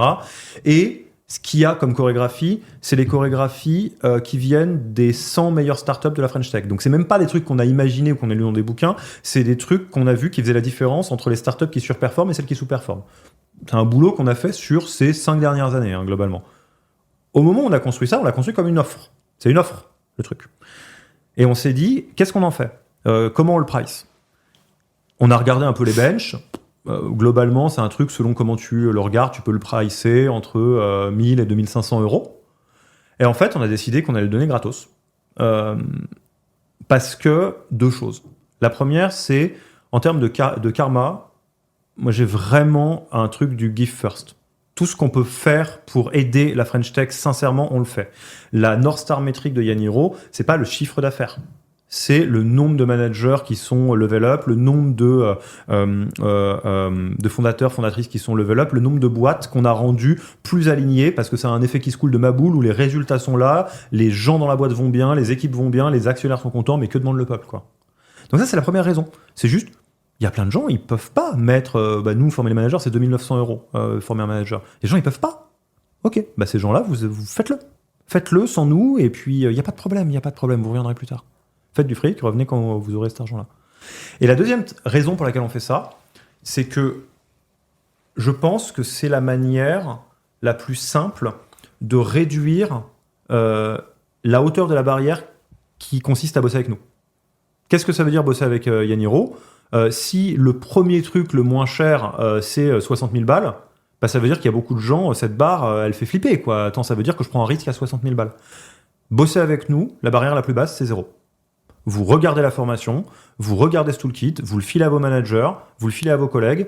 Si ça vous a apporté de la valeur, écoutez, on est prêt à vous recevoir plus tard. Là, tu me tends la perche. Là. On va aller un peu sur la com, tu vois. Toi, en tant que dirigeant d'entreprise, pourquoi tu postes sur les réseaux sociaux ? Il y a 2 raisons. Donc ouais, je poste pas mal sur LinkedIn. Enfin, pas mal, je sais pas si c'est bien, mais en tout cas, je poste beaucoup. Il y a 2 raisons. La première raison, et là c'est très business, c'est qu'il y a une corrélation quasiment directe entre le nombre d'abonnés de qualité que j'ai sur LinkedIn et le nombre d'appels entrants de gens qui veulent bosser avec Yann Hiro. Je peux pas vous le faire plus simple que ça. C'est-à-dire, là, je sais pas, je dois avoir 12 000 abonnés. Si j'en avais 120 000, il y aurait 10 fois plus de leads. C'est à peu près sûr. Point. Et c'est du coup, en soi, une bonne raison de le faire. La deuxième raison, c'est que ça me sert à un niveau égoïste qui n'a rien à voir avec Yann Hiro. Ça me sert à 2 trucs. Ça me sert à documenter ce que j'apprends. Parce que, en fait, je me suis fixé une règle qui est honnêtement beaucoup plus dure à tenir que ce que je pensais, qui est de parler que de choses que je maîtrise ou que je connais. J'essaye de jamais faire du contenu qui est how to, mais je fais du contenu qui est how I ou how they. C'est-à-dire, soit je parle de quelque chose que j'ai testé, mis en place, ou observé, ou que je pense, soit je parle de choses que j'ai vues mettre en place. Typiquement, des managers de start-up, des DRH de start-up, des bonnes pratiques, des choses comme ça. C'est pour ça que le podcast The Human Factor, la technique, elle est simple, c'est que j'interviewe un ou une DRH de bêtes de start-up tous les mercredis, et on parle de ce qu'ils savent faire le mieux. L'onboarding, le recrutement, le machin, la politique de rémunération, que sais-je encore. Du coup, ça veut dire pas de trucs généraux. Pas de trucs que je pense que ça serait bien que... Et du coup, je me dis, ça me permet de documenter ce que j'apprends. Tous les lundis, je regarde dans mon agenda de la semaine dernière et je me dis, qu'est-ce que j'ai appris ? Qu'est-ce qui m'a interpellé ? Ah, mais en fait, je me suis rendu compte que sur tel concept que j'utilise encore et encore et encore, dans ce coaching, j'ai réussi à faire cliquer ce coaché avec cette métaphore. Ok, je vais utiliser cette métaphore, ça va peut-être cliquer sur d'autres gens. J'ai appris que, en fait, les gens qui passaient sur BFM Business, des fois, ils avaient payé 5000 balles pour être sur BFM Business, parce que je me suis fait moi-même démarcher par quelqu'un. Ok, le monde doit savoir. De se dire que si vous voyez des gens qui sont sur BFM Business, ça veut pas forcément dire qu'ils ont réussi, ça veut dire qu'ils sont riches. Ça me rappelle un post que t'as fait, tu vois. Et ça, c'est des petites choses. Et en fait, je documente tous ces trucs-là. Et le fait de me forcer à poster tous les jours, bah, ça veut dire que j'utilise que du contenu que je mets dans ce brain dump où je me dis qu'est-ce que j'ai appris, qu'est-ce qui était utile, qu'est-ce qui me semble être intéressant, qu'est-ce que j'ai appris il y a pas longtemps. J'ai appris que les process de recrutement de certaines licornes sont nuls à chier. Parce que j'ai une pote DRH qui était en mercato entre deux licornes et qui a été dans un track où elle a été interviewée par 3 licornes, hein, donc c'est les top 30 des startups et scale-up. Et dans les 3, il y en avait 2 où les process étaient une honte. Il y en a une qui était très bien, qui l'a recruté. Donc je vais certainement pas faire un post avec du name and shame. Je suis pas là pour dire telle boîte est vachement bien, telle boîte est pas bien. Mais je vais faire un post pour me dire je viens de découvrir que faut pas trop croire ce que vous voyez sur Madines, parce que des fois les trucs sont vachement plus artisanaux que ce qu'on croit. Et du coup, c'est un peu la raison égoïste pour laquelle je fais ça, pour essayer de me documenter, de me rappeler, d'ancrer ce que j'apprends semaine après semaine. Et ça m'apprend à écrire aussi. LinkedIn. Ça m'apprend à... C'est Naval Ravikant qui m'avait interpellé là-dessus, donc qui est le gars derrière Angelist et globalement un philosophe business maintenant, on va appeler ça comme ça, au-delà d'être un actionnaire, qui disait Twitter m'a appris à écrire. Je comprends. Être obligé d'écrire dans un nombre réduit de lignes avec un nombre réduit de caractères où on doit être très impactant très vite parce que sinon les gens passent à autre chose, je trouve ça intéressant. C'est pas la seule manière d'écrire, mais ça met de l'ordre dans ses idées. Moi j'adore ce que tu dis là, hein, parce que c'est les gens ils savent pas, mais c'est comme ça qu'on s'est rencontrés en fait. Ouais, tout à fait. Tu veux faire un peu les coulisses ? Ouais, vas-y. Hein. Est-ce qu'on n'en profiterait pas pour faire un petit SO ? Attends, après. Après ? On va expliquer. Bah, déjà, on s'est rencontrait parce qu'on a fait le bootcamp de Thibaut, lui. Ouais. Parce que moi, je voulais progresser en com. Tiens, je vais te dire les coulisses. En fait, j'ai un problème dans ma boîte. C'est qu'il y avait de la poétique, on a besoin d'être meilleur en com, on était nuls en com, vu que moi j'étais ancien dev et c'était pas notre truc, tu vois. Et donc, je me suis formé à la com avec Alex Viseo, que j'ai invité à mon premier podcast vidéo sur YouTube, pour qu'il justement, il m'apprenne justement à comment parler, comment mettre en avant les points forts de l'équipe et comment faire un peu du storytelling. Donc j'ai fait ça et ça a permis et du coup j'étais visible dans ma boîte et du coup pour mon équipe le budget il y avait plus question de budget alors qu'à un moment donné on parlait de réduire l'équipe et tout. Donc ça c'est cool, tu vois, ça big up hein. Ouais, et pour un introverti comme moi, tu vois, qui aime pas trop parler, qui aime pas trop se mettre en avant, tu vois, je trouvais que c'était vraiment fou, enfin c'est vraiment du progrès qui a en plus servi l'équipe, tu vois. Et comme je t'ai dit, moi je coach les gens et aussi je me fais coacher, tu vois. Bah, ma coach de l'époque, elle m'a dit, bon, bah maintenant qu'en interne, en com et tout, t'as un peu progressé, maintenant, le next step pour toi, Christophe, c'est LinkedIn. J'ai fait, jamais de la vie, je vais là-bas, tu vois. Enfin, c'est compliqué, tu vois. Là, on parlait de start-up et tout. Enfin, moi, je suis, voilà. Ouais, la marche était haute, quoi. La marche était haute, tu vois. Donc, moi, je juge pas, tu vois. Enfin, je me suis dit, ok. Comme t'as dit, conversations difficiles.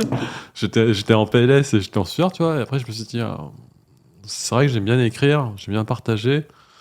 Comme t'as dit aussi, j'aime bien formaliser des idées et les partager parce que, comme disait Naval Ravikant, t'écris des choses pour des gens que t'as pas encore rencontrés, tu vois. Et moi, comme j'aime bien les voyages, ce que j'aime bien dans les voyages, au final, c'est rencontrer de nouvelles personnes, tu vois. Et je me suis dit, écrire sur LinkedIn ou sur un réseau social, ça permettra en fait de rencontrer des gens de folie, tu vois. Et donc c'est pour ça que j'ai fait la formation de Thibaut. Et justement pour être meilleur sur LinkedIn, mais pas que LinkedIn, parce que au final sa formation il nous a dit dépendez pas que d'un seul réseau social, parce que vous êtes seulement en location, donc si jamais le réseau ou l'algo il change, vous êtes foutu. Donc multipliez les médias, en fait, créez votre propre média, tu vois. Donc c'est pour ça que j'ai créé ce podcast, et c'est pour ça que maintenant je suis sur YouTube, je sais pas ce que je fais, mais je continue. et c'est pour ça, voilà, pourquoi j'ai fait la formation de Thibaut, et du coup je t'ai rencontré. Ouais. Mais du coup, toi, pourquoi tu l'as fait cette formation-là, c'est hyper simple et c'est hyper connecté à tout ce qu'on s'est dit avant.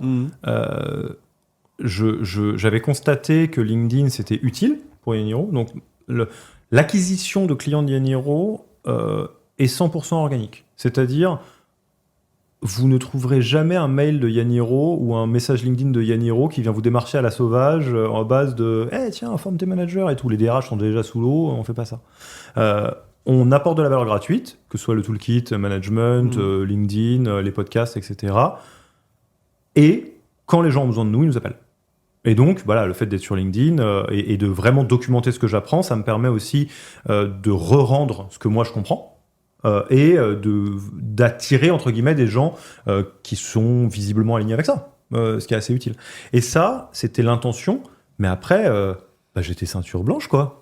C'est-à-dire, une fois que tu sais ça, j'échappe pas à la règle que je vous donnais juste avant, à savoir il faut comprendre les bonnes chorégraphies et le faire 100 000 fois. Donc, au début, j'ai essayé de le faire tout seul, au moins pour développer une habitude. Je suis passé de ceinture blanche à ceinture jaune. Et après, j'ai dit, bon, elle est où la ceinture noire ? La ceinture noire, elle est avec un sensei, quoi. Parce que ça sert je fais du coaching, moi. À quoi ça sert de se galérer tout seul pendant 3 ans à tâtonner plutôt que d'apprendre à le faire en 3 mois ? Et Thibaut, qui n'est pas un coach, mais plutôt un mentor, on va dire ça comme ça, ou un professeur, joue parfaitement ce rôle. C'est-à-dire avec la même triple asymétrie où lui il connaît les rouages, donc les chorégraphies, il peut me dire ça marche bien, ça marche pas, ça marche pas, et il peut regarder le truc de l'extérieur en disant mais c'est nul à chier ça, Alexis, là. C'est vraiment pas bien, là. Et moi je le relisais avec lui derrière mon épaule, je fais c'est vrai que c'est pas ouf là maintenant que tu me le dis. Ah non, mais il nous a défoncé. Hein. Mais comme il a dit, il est là pour dire pour qu'on progresse, tu vois. Et moi je trouvais ça fou parce que justement on peut en parler, tu vois. Dans notre promo, tu vois. Tu vois, on a eu les filles de Dijon là qui font c'est stellar ce qu'elles font. Non, mais, moi je mets ça en commentaire LinkedIn des fois pour faire rigoler les gens, tu vois. Je dis moi j'étais dans la même classe que Anouk et Elisa, tu vois, parce que je trouve ça fou, tu vois. Et il y avait pas que les filles de Dijon, il y avait aussi Laura Châtel qui a justement sa marque de coco, tu vois. Et elle, les gens ils le savent pas, c'est elle qui m'a aidé à sortir mon podcast. Tu vois, elle est dans le marché de la food, tu vois. Enfin, moi, je suis dans la tech. Ça n'a rien à voir, tu vois. Mais le fait d'avoir justement fait cette formation, ce bootcamp ensemble, on a créé des liens parce que je pense qu'on a les mêmes valeurs et on est aussi des gens déterminés, tu vois. Parce qu'on s'est pris des claques dans la gueule. Oui, ce que j'ai dit, on a été nuls ensemble aussi, ça aide, ça. Ouais, bon, il y a ça aussi, mais tu vois, dans des projets entrepreneuriaux, je pense parce qu'on aime bien prendre des risques. Et je pense que dans la vie, on s'est pris des claques dans la gueule, tu vois. Oui. Et du coup, on n'a plus le temps maintenant. On n'a plus le temps et on se lance, on y va, tu vois. Et avec Laura, on a matché, tu vois. Et elle, comme elle m'a dit, alors ton podcast, on était en mois de février, elle m'a dit, ton podcast, il avance et tout. Je dis, non, mais là, la jaquette, je l'ai fait sur Canva, c'est pas terrible et tout, c'est pas très joli et tout. Ok. 2 semaines après, elle revient, elle me dit alors, t'en es où ? C'est bon la jaquette ? Ouais, mais maintenant, le montage, j'ai passé 4 heures, alors que l'interview, elle a duré 1 demi-heure, j'ai passé 4 heures et tout. Elle m'a engueulé. Elle m'a engueulé direct, elle m'a dit non, mais Christophe, en fait, là, c'est bon. Ta zone de génie, tu vois, c'est de faire les interviews, d'aller chercher les gens, tu vois, les mettre à l'aise, leur faire sortir un peu les dingueries, tu vois, les trucs qui ont de la valeur pour les gens, tu vois. Tout ce qui est la couverture, Canva ou le montage. Oui, c'est pas ton job. Tu délègues. Et direct, ça m'a fait. Mais ça, Thibaut, il me l'avait déjà dit en fait, mais j'avais pas tilté, tu vois. Mais comme ça vient de Laura, tu vois, ça reste, c'est imprégné dans la tête maintenant. Et du coup, au bout de 3 semaines, tu vois, je l'ai sorti direct. Tu m'étonnes. Mais tu vois, avoir rencontré tous ces gens-là dans cette formation-là, ça a changé un peu ma vie, tu vois, parce que ouais, en fait, t'es avec des gens qui sont déterminés, ils ont un peu le même mindset que toi, et du coup, on grandit ensemble, tu vois. Et moi, Laura, je l'ai envoyé plein de gens, tu vois, vers plein de gens. Sarah Saidi qui est coach, qui a créé sa discipline sur le breathwork. Tu vois, ils ont matché ensemble et c'est super cool, tu vois. Marina Lemaire, qui avait fondé Archie, moi, je lui dis, je pense que Laura, tu vois, vous pouvez matcher, et, tu vois, ils se sont vus, tu vois, ils se sont dit ah ouais, trop cool, tu vois, enfin ils avaient les mêmes valeurs, ils avaient pareil, à l'époque ils avaient la même boîte dans la foot, tu vois, et je trouvais ça fou, tu vois, et tu vois, on s'entraîne en fait, on s'entraîne même 1 an après, tu vois, on n'est pas forcément potes, tu vois, mais par contre on s'envoie des nouvelles, on s'aide, on s'envoie des gens, moi je connais quelqu'un qui peut t'aider sur ce truc-là, moi j'ai une problématique sur ça, hop, et je trouve ça génial, tu vois, et le fait d'avoir créé sur internet, ça t'ouvre des portes en fait, tu vois. Enfin, moi je pense, toi, tu vois, par exemple, Mais je pense qu'il y a même pas à moi, tu vois. Je pensais même pas que t'allais venir dans mon podcast, tu vois. Enfin, Mais ça, alors, ça, vous le savez pas. Le petit secret que vous savez pas, je peux vous le dire, et c'est sincère, ouais. c'est que Christophe est méga fort. Je sais pas à quel point c'est conscient ou pas. Tu me diras, hein, je suis curieux d'avoir les coulisses. Christophe est méga fort pour l'intelligence relationnelle et la good vibe et tout ce qui tourne autour du karma. C'est-à-dire que je pense que n'importe qui, dans la promo qu'on a vécue dans le bootcamp de Thibaut, mais je pense que c'est valable dans ta vie en général, je pense que tout le monde a eu du soutien, de la bonne vibe de Christophe, et ça ne ressemblait jamais à je vais te demander un truc plus tard. C'est-à-dire que Christophe m'a envoyé des news, on s'est envoyé des news, on s'est raconté, on s'est dit tiens, Attack on Titan, t'as vu la fin, qu'est-ce que t'en as pensé et tout. Ah tiens, les Dark Souls, c'est chambé, etc. On papote, on discute et tout. Et un beau jour, il me dit tiens, le podcast, ça te dirait de venir et tout. Je dis bah je l'ai vu, ouais, il est chambé, grave, ça me ferait trop plaisir. Mais ça me ferait trop plaisir parce que ça me fait trop plaisir de parler avec Christophe. Et ça, je trouve que c'est une approche de malade, de se dire bah, je vais pas me mettre comme un bœuf en disant qu'est-ce que je peux avoir de l'autre, mais je peux juste être dans la relation et puis on verra plus tard, quoi. Bah, en fait, c'est pour ça que j'aime bien mon nouveau métier de Scrum Master, en fait. Tu m'étonnes. C'est que, en fait, je connecte les gens, en fait. Je connecte les gens, mais pas que les gens de l'équipe. Je connecte aussi avec les autres personnes externes, que ce soit le client et les autres équipes tech, tu vois. Et bah, rien de mieux pour connecter les gens que de boire un verre ou de connaître un peu leurs intérêts perso, en fait. C'est ça, en fait.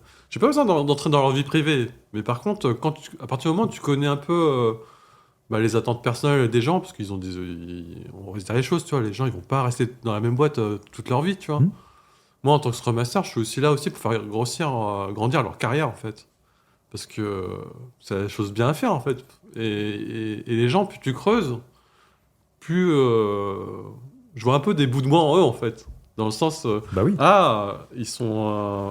ils se questionnent avec ce genre de choses et tout. Moi, j'ai déjà vécu, en fait. Donc, la meilleure manière, tu vois, c'est pas de leur dire comment faire. Par contre, je peux les encourager ou leur dire...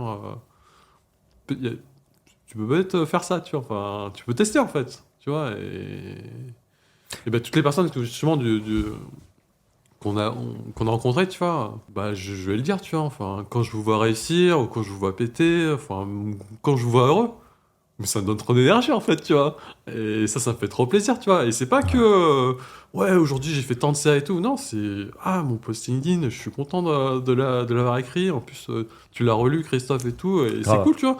Et en plus, ça a juste généré des likes ou d'interactions, tu vois. Ça n'a pas fait gagner d'argent. C'est, même en termes d'ego, tu vois, ça n'a pas fait un post viral. Par contre, moi, j'étais content de les encourager parce que c'est des sujets qui sont un peu vulnérables. Et je me suis dit, mais il faut que t'en parles, tu vois, ça va parler à trop de gens, tu vois, et c'est cool, tu vois, de partager. T'as une... ça va être un peu, je sais pas si c'est mystique ou neuneux, mais en tout cas, j'assume à 200%. T'as une maxime de vie que j'ai entendue dans un spectacle de stand-up de Pat Oswald, je crois, Annihilation, je sais pas si ça te dit quelque chose. Non, je connais pas. Le fil rouge du spectacle, qui est très particulier, qui est drôle, hein, c'est que c'est un comédien américain dont la femme a été emportée par une maladie grave. Donc il se retrouve veuf à 40 et quelques années, et donc Annihilation, c'est atroce en fait. Et la maxime de vie de sa femme, bien avant qu'elle soit malade, qui lui a partagé, qui résonne, moi je trouve qu'elle est simple mais bien, c'était un truc du genre, je l'ai en anglais je crois, mais en français ça donnerait quelque chose du genre: le monde est chaotique, la vie est chaotique, alors soyez sympas, les uns avec les autres. Ouais. Et c'est con, mais je suis d'accord. Moi, je suis d'accord.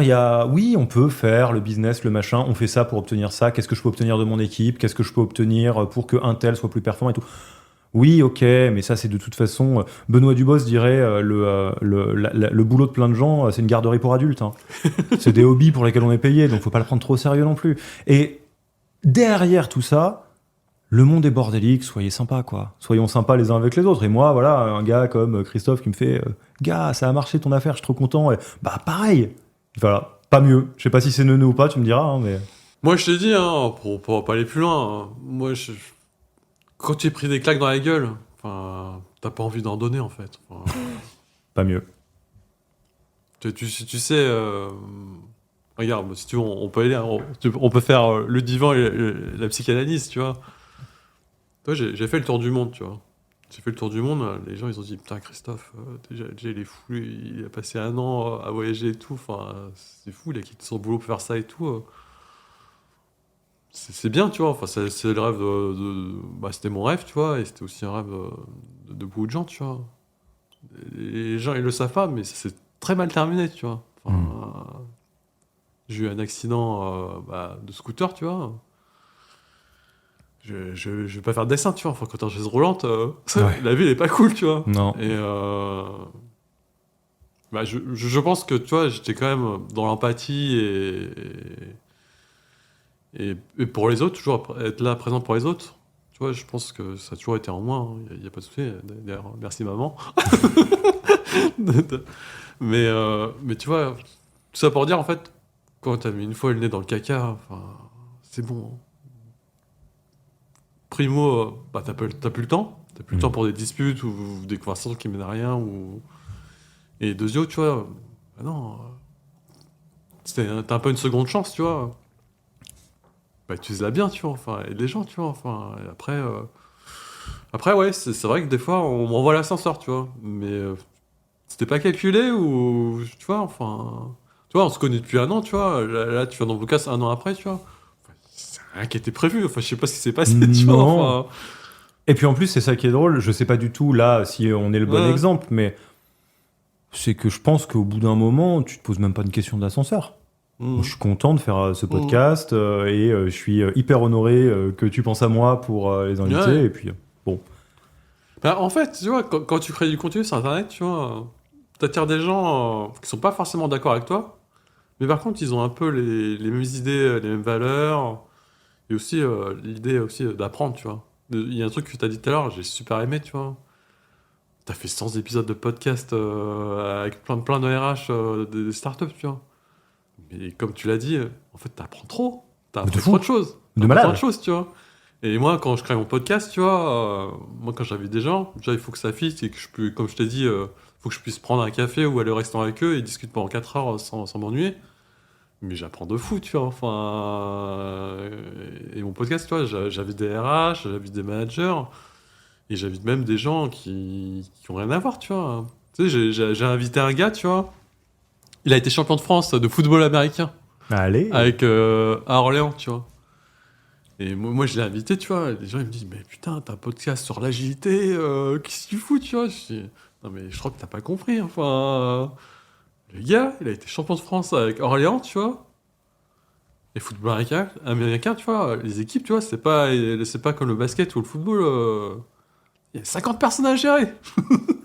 Comment tu peux être 50%, enfin, comment tu peux être champion avec 50% à gérer, avec tous les égos qui partent en couille, avec l'adrénaline du match, la déception et tout. Enfin, je trouvais ça fou, tu vois. Et quand je l'ai invité, il a parlé de ça, je fais ah ouais. Mais ouais, t'apprends en fait. Et je pense, tu vois, c'est genre t'as d'esprit, tu vois. En fait, j'ai pas envie d'être jeune, tu vois, mais être mort. Dans le tombeau, dans le sens où j'apprends plus rien en fait, tu vois. Ouais. Je- Amen. c'est radin de dire ça, tu vois. Peut-être que ma métaphore elle est pas bonne, mais je vois trop de gens, tu vois. Ils sont résignés en fait, tu vois. Ils sont résignés et ils se rendent pas compte, tu vois, qu'ils ont des talents ou des zones de génie, tu vois. Mais ils sont résignés parce que, voilà, que ce soit le travail ou les aléas de la vie, tu vois. Ils ont abonnés d'apprendre ou de se mettre un peu en danger, justement, pour voir, là, je parlais de voyage ou l'autre, tu parlais d'entrepreneuriat. Ah, je connais pas, mais par contre, je teste, tu vois, et... Mais et ça, tu vois, c'est un point qui est intéressant si. En tout cas, il résonne. Je pense. J'ai une manière de. Enfin, je sais pas, un modèle mental de voir le monde qui me plaît bien et que je trouve utile, qui est de dire je pense qu'un des objectifs de vie qui vaut la peine d'être suivi, ou une bonne manière de vivre sa vie qui est satisfaisante et qui nous permet de nous développer, c'est de comprendre quelle race de chien tu es et d'embrasser la vie de ce kleps. Je m'explique. Si tu as un chien qui est un chien de traîneau, un husky, bah toi, tu es propriétaire d'un husky, tu sais que dans la notice du bestiau, tu dois le faire courir 30 bornes par jour parce que sinon il pète un plomb. À aucun moment tu te dis mais courir après quoi, pourquoi faire, quel est le sens. Tu te dis bah non, c'est les chiens comme ça. Si t'as un chien de meute qui vit en meute, tu sais que si tu le laisses tout seul, s'il pouvait se jeter par la fenêtre, il le ferait de désespoir. Parce que c'est foutu comme ça, ces chiens. Si t'as un chien qui est un chien de canap, qui glande rien de rien, jour après jour, etc., bah tu vas pas l'amener avec toi quand tu fais du vélo. Pourquoi on fait pas ça avec nous ? Non mais c'est con. Tu vois, tu comprends quelle race de chien t'es, et je suis d'accord avec toi. Tu vois, typiquement, le côté de pourquoi ne pas apprendre, c'est dommage. C'est encore plus dommage si vous êtes juste en train de vous faner dans une vie qui ne vous convient pas. Moi, si vous êtes un chien qui adore profiter de l'instant présent et qui n'a pas particulièrement besoin de progresser ou quoi que ce soit, mais paix sur vous. Je serai jamais un espèce de hustler qui dit tout le monde doit être stakhanoviste, tout le monde doit se dépasser, etc. La croissance, ça fait partie de ce dont les êtres humains ont besoin et tout. Non, je connais des gens, ils sont très heureux si on les met 5 heures sur une pelouse. Hein. À rien foutre. Mais par contre, effectivement, si vous faites partie des gens qui vous disent, qui est en train de vous dire « Oh là là, j'adorerais avoir ça » et que vous faites rien pour aller chercher ça, j'ai envie de dire bah, c'est dommage. C'est grave dommage. Typiquement, on parle des voyages, une phrase, et je suis sincère, je suis désolé si ça sonne déplacé ou quoi que ce soit, j'espère que non, mais un truc que je comprends pas, c'est des gens qui sont dans des conditions qui sont suffisamment bonnes, je sais pas, ils ont un salaire qui est confortable, etc., et qui me disent « Ah, mon rêve, c'est d'aller au Vietnam. » Bah, va au Vietnam. Je sais pas quoi te dire. Qu'est-ce qui t'empêche ? Ah là là, j'adorerais monter ma boîte et tout. Ok, mais qu'est-ce qui t'empêche de le faire ? Non, mais c'est pas pour moi, ça. Bah regarde combien ça coûte, combien t'as d'argent en banque, Pôle emploi, machin, enfin fais un truc, quoi. Mais tu vois, ça revient à ce qu'on dit depuis tout à l'heure, en fait. Ces personnes-là, tu vois, il n'y a pas de souci. Hein. Ils peuvent le faire et ils ont largement les capacités. Hein. C'est l'entourage, en fait. Ouais, non mais ça, t'as raison. Peut-être qu'ils n'ont pas de personnes qui les challenge et qui leur disent mais tu me fais chier là, je toujours me dire que t'as envie d'investir, mais vas-y putain. Tu vois, ce que je disais avec Laura avec mon podcast, tu vois, mais stop quoi, go. Peut-être, tu vois, c'est super important, tu vois, d'avoir des gens qui te challenge et go quoi. 100%. J'ai 3 exemples qui vont te faire rire là-dessus, mais c'est des trucs auxquels je pense tout le temps, Christophe, si tu savais. J'ai un super pouvoir que j'ai acquis dans le boulot. J'en ai quelques-uns, on peut dire des zones de génie. Et j'ai un super pouvoir qui a, je crois, en tout cas d'après leur dire, vraiment impressionné mes cofondateurs au début. Il y a un temps de latence de 0 entre le moment où on a dit qu'on allait faire un truc et le moment où je commence à bosser dessus. C'est-à-dire, vraiment s'il y a une chance, hein, parce que du coup je procrastine pas, etc. Mais tu vois, par exemple, je me rappelle très bien du moment où, donc c'est Elisabeth, ma cofondatrice, qui m'a dit ok, on a eu une réunion de travail au tout début d'Yaniro, elle a dit on a dit oh putain, ça serait bien de faire un livre, ça serait utile pour partager nos idées, etc. Et on a étudié le truc, je fais ouais, non, c'est vrai que ça serait bien, etc. Attends, on va réfléchir au truc et tout. Puis on arrête la réunion. Puis je fais, ok, bon, bah, du coup, voilà la to-do, on y va. Toi, tu vas chercher comment on pourrait faire ci, après ça et tout. Elle m'a dit, attends, quoi, mais on y va maintenant, là? Je fais, bah oui. Enfin, on va attendre quoi, là, maintenant? On a dit qu'on veut faire un livre, on écrit un livre. Je sais pas qu'est-ce qu'on pourrait faire. Et ça, c'est 100% lié à des modèles que j'ai eus professionnellement. J'ai eu des modèles, quand je faisais du conseil en strat, où, à la seconde où on a décidé qu'on allait faire un truc, on le faisait. Parce que, pourquoi? Et du coup, ça m'a montré que c'était possible. Autre exemple.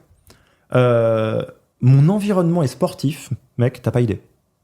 Ma copine est archi sportive, mes meilleurs amis sont hyper sportifs. Et là, en fait, je suis à un stade où ma définition de qu'est-ce que ça veut dire être sportif est pétée. Mais dans le bon sens. Je fais... Donc là, ma routine sportive actuelle, et je dis ça juste de manière descriptive, hein, je crois que je dois faire 2 fois de l'escalade par semaine, 2 fois de la salle par semaine et du vélo tous les matins. Je me considère pas du tout comme sportif. J'arrive pas à me considérer comme sportif parce que mes potes, ils font des Ironman. Ils font des marathons en 2 minutes 40, etc. Donc je me dis, ouais, oui, je fais du sport, quoi, peut-être. Et il y a plein de gens qui me disent, oui, non, mais si, c'est beaucoup de sport quand même. Parce que mes potes m'ont montré qu'il y a des choses qui étaient possibles, qui étaient d'un autre niveau. Et pour prendre l'exemple qui nous unit, LinkedIn, je trouve que c'est un très bon exemple. Moi, quand j'étais en train de me dire non, mais on peut pas faire ci ou on peut pas faire ça, et que je vois que Christophe y arrive comme un météore et tout, je fais Ok, bah apparemment c'est possible. Et je peux même pas me réfugier derrière. Oui, mais Thibault Louis, évidemment, il y arrive parce qu'il était là depuis le début. Putain, non, c'est Christophe, en fait, il a commencé en même temps que moi, il y arrive. Bordel. Et ça, c'est effectivement, je sais pas à quel point c'est vrai quand on dit on est la moyenne des 5 personnes qu'on fréquente le plus, mais il y a de ça quand même. Hein. Ouais, il y a ça, mais faut pas hésiter justement à changer 5 personnes fréquemment. Bah, le hack, c'est d'avoir les 5 personnes sur une dynamique donnée d'un truc qui t'intéresse. T'as envie de devenir très très fort en musique, passe plein de temps avec des gens qui sont forts en musique. Avec tes anciens potes aussi, hein. Y a pas de problème. Non. Mais rencontre plein de nouveaux gens, quoi. Ouais. Tiens, bah, justement, pour finir le podcast, là, on va parler un peu d'actualité. Allez. On va parler d'Akira Toriyama, tu vois. Ah. Pourquoi j'en parle, justement? Parce qu'on parlait d'entourage. Et Akira Toriyama, tu vois, c'est toute ma jeunesse, en fait. Et tous mes potes, ou tous les gens que j'ai rencontrés, tu vois, même en voyage, tu vois, c'était Dragon Ball, en fait. C'est Dragon Ball qui m'avait, comment dire... C'était un peu le icebreaker, tu vois, pour rencontrer des personnes, tu vois, et ben justement, toi, ça représente quoi, justement, Dragon Ball pour toi? Putain, le changement du podcast qui se termine sur ça, mais j'avais envie de t'en parler parce que je sais que t'adores, tu vois. On pourra pas parler de Dark Souls. Tu rigoles, si je veux parler de Dark Souls, je parle de Dark Souls, là. Ah non, mais on a une petite capsule corp, là. Je suis d'accord avec toi, Toriyama. Donc, je suis né en 1988. Ouais. Donc, ce que ça veut dire, c'est que dans la cour de récré, c'était Dragon Ball, quoi. Oui. Pareil. On a tous grandi en même temps, on a tous battu Freezer au même moment, on a tous battu Cell, etc. Et je pense qu'il y a quelque chose, effectivement, d'un univers commun, d'un icebreaker, de choses comme ça. Et t'as un truc... Alors là, ça rentre dans quelle race de chien êtes-vous, hein. Moi, je suis une race de chien qui aime bien courir vite. Et il y a un truc qui est... donc, Dragon Ball, c'est le premier shonen connu en France. C'est c'est One Piece, c'est Naruto, c'est Roi des Pirates, c'est on essaye d'être le meilleur. Pourquoi ? Parce que. Et c'est tout. Donc, Goku, il veut être le meilleur, et Vegeta va être le meilleur aussi, et il s'entraîne un petit peu, et machin, et tout ça, et tout est là-dessus. Et effectivement, moi, il y a quelque chose qui me plaît bien là-dedans, dans le côté bon enfant que ça veut dire d'être le meilleur. Je sais pas à quel point ça va parler s'il y a des gens qui ont 14 ans qui écoutent, qui ont connu que Dragon Ball Super, bon, peut-être autre chose, mais... Désolé pour eux. Désolé, ouais. Et tu vois, si je devais faire juste des trucs que j'ai en tête, c'est... Vegeta, il veut être le meilleur parce qu'il est drivé par l'ego et parce qu'il va être meilleur que Goku. Goku, il va être le meilleur parce que c'est fun.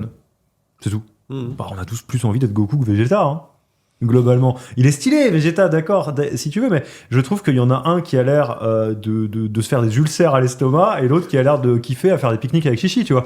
Donc moi, je préfère faire des pique-niques avec Chichi. Et tu vois, je peux pas ne pas le prendre, mais tu vois, si on prend Dark Souls... c'est un autre exemple de quelque chose que je garde en tête assez souvent. Donc, pour être un peu dans l'univers de comment on peut tu disais, toi, avoir des petits bouts de soie un peu partout, ou comment trouver des métaphores ou des manières de raconter les choses qui font mouche.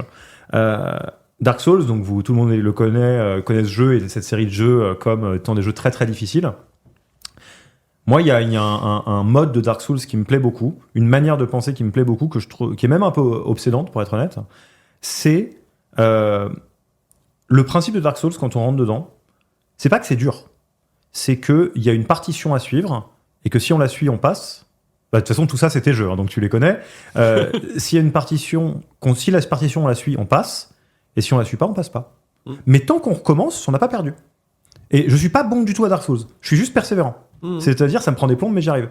Et ça, c'est quelque chose que je garde en tête très très très souvent. Il y a même, ça te parlera l'univers de ne pas devenir une carcasse, un holo, etc. Mais c'est que sur un truc qui me plaît ou qui m'intéresse, et on parlait de LinkedIn, on parlait de faire grandir son équipe, on parlait de grandir soi-même, on parlait de s'ouvrir dans les voyages. J'aime beaucoup la mécanique Dark Souls, qui est de se dire, ça peut être très très très très très très long de passer. Peut-être que je comprends pas la partition qu'on me demande de suivre et que du coup je la fais à l'arrache et que du coup ça marche pas. Mais tant que j'abandonne pas, je peux pas perdre. Ouais. Et ça va même plus loin, tu vois. Enfin, là, on parle Dark Souls. Il y a plein de boss où on a trimé, où on a dû refaire 50 fois comment les battre, tu vois. Mais quand tu réussis... Bah, t'es trop content. Bah, c'est exactement, tu vois. C'est gratifiant, tu vois. Enfin... Exactement.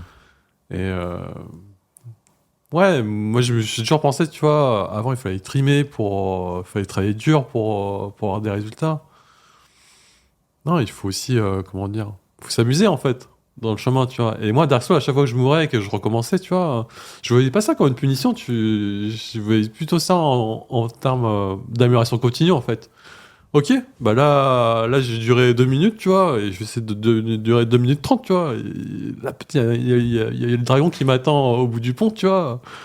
Bah, peut-être que si j'arrive à tourner à droite, peut-être qu'il y a un truc à droite et j'y arriverai, tu vois. Puis, combien de fois, tu sais, c'est dans Dark Souls 3, le dragon, j'essaie d'y aller. Très bien. Mais tu vois, c'était stupide de penser que tu pouvais passer et tout, mais j'ai quand même tenté, tu vois, c'est pas grave, tu vois.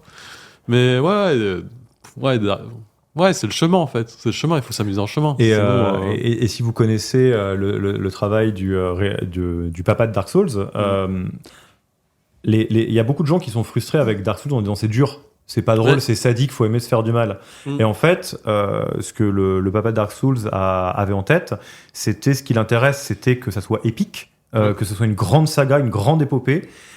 Et pour que ce soit épique, faut que le sentiment d'accomplissement soit là. Ouais. Et pour que le sentiment d'accomplissement soit là, faut qu'il y ait une résistance quelque part. Et ça, c'est quelque chose aussi que je garde en tête. C'est de me dire, si c'est, entre guillemets, trop facile, comme Goku, on va essayer de trouver un truc un peu rigolo qui résiste. Et ça, c'est une manière que je trouve très utile. On peut même reboucler avec le coaching. C'est une manière très utile et très saine de voir la difficulté. Il y a des CEO qui pètent un plomb quand ils montent une startup, une scale-up en se disant c'est trop dur. Je dis le problème c'est que c'est ça le job. Ça va être toujours dur. Quand tu vas monter de niveau, ça va pas être plus facile. Ça va être dur, pas pareil. C'est tout.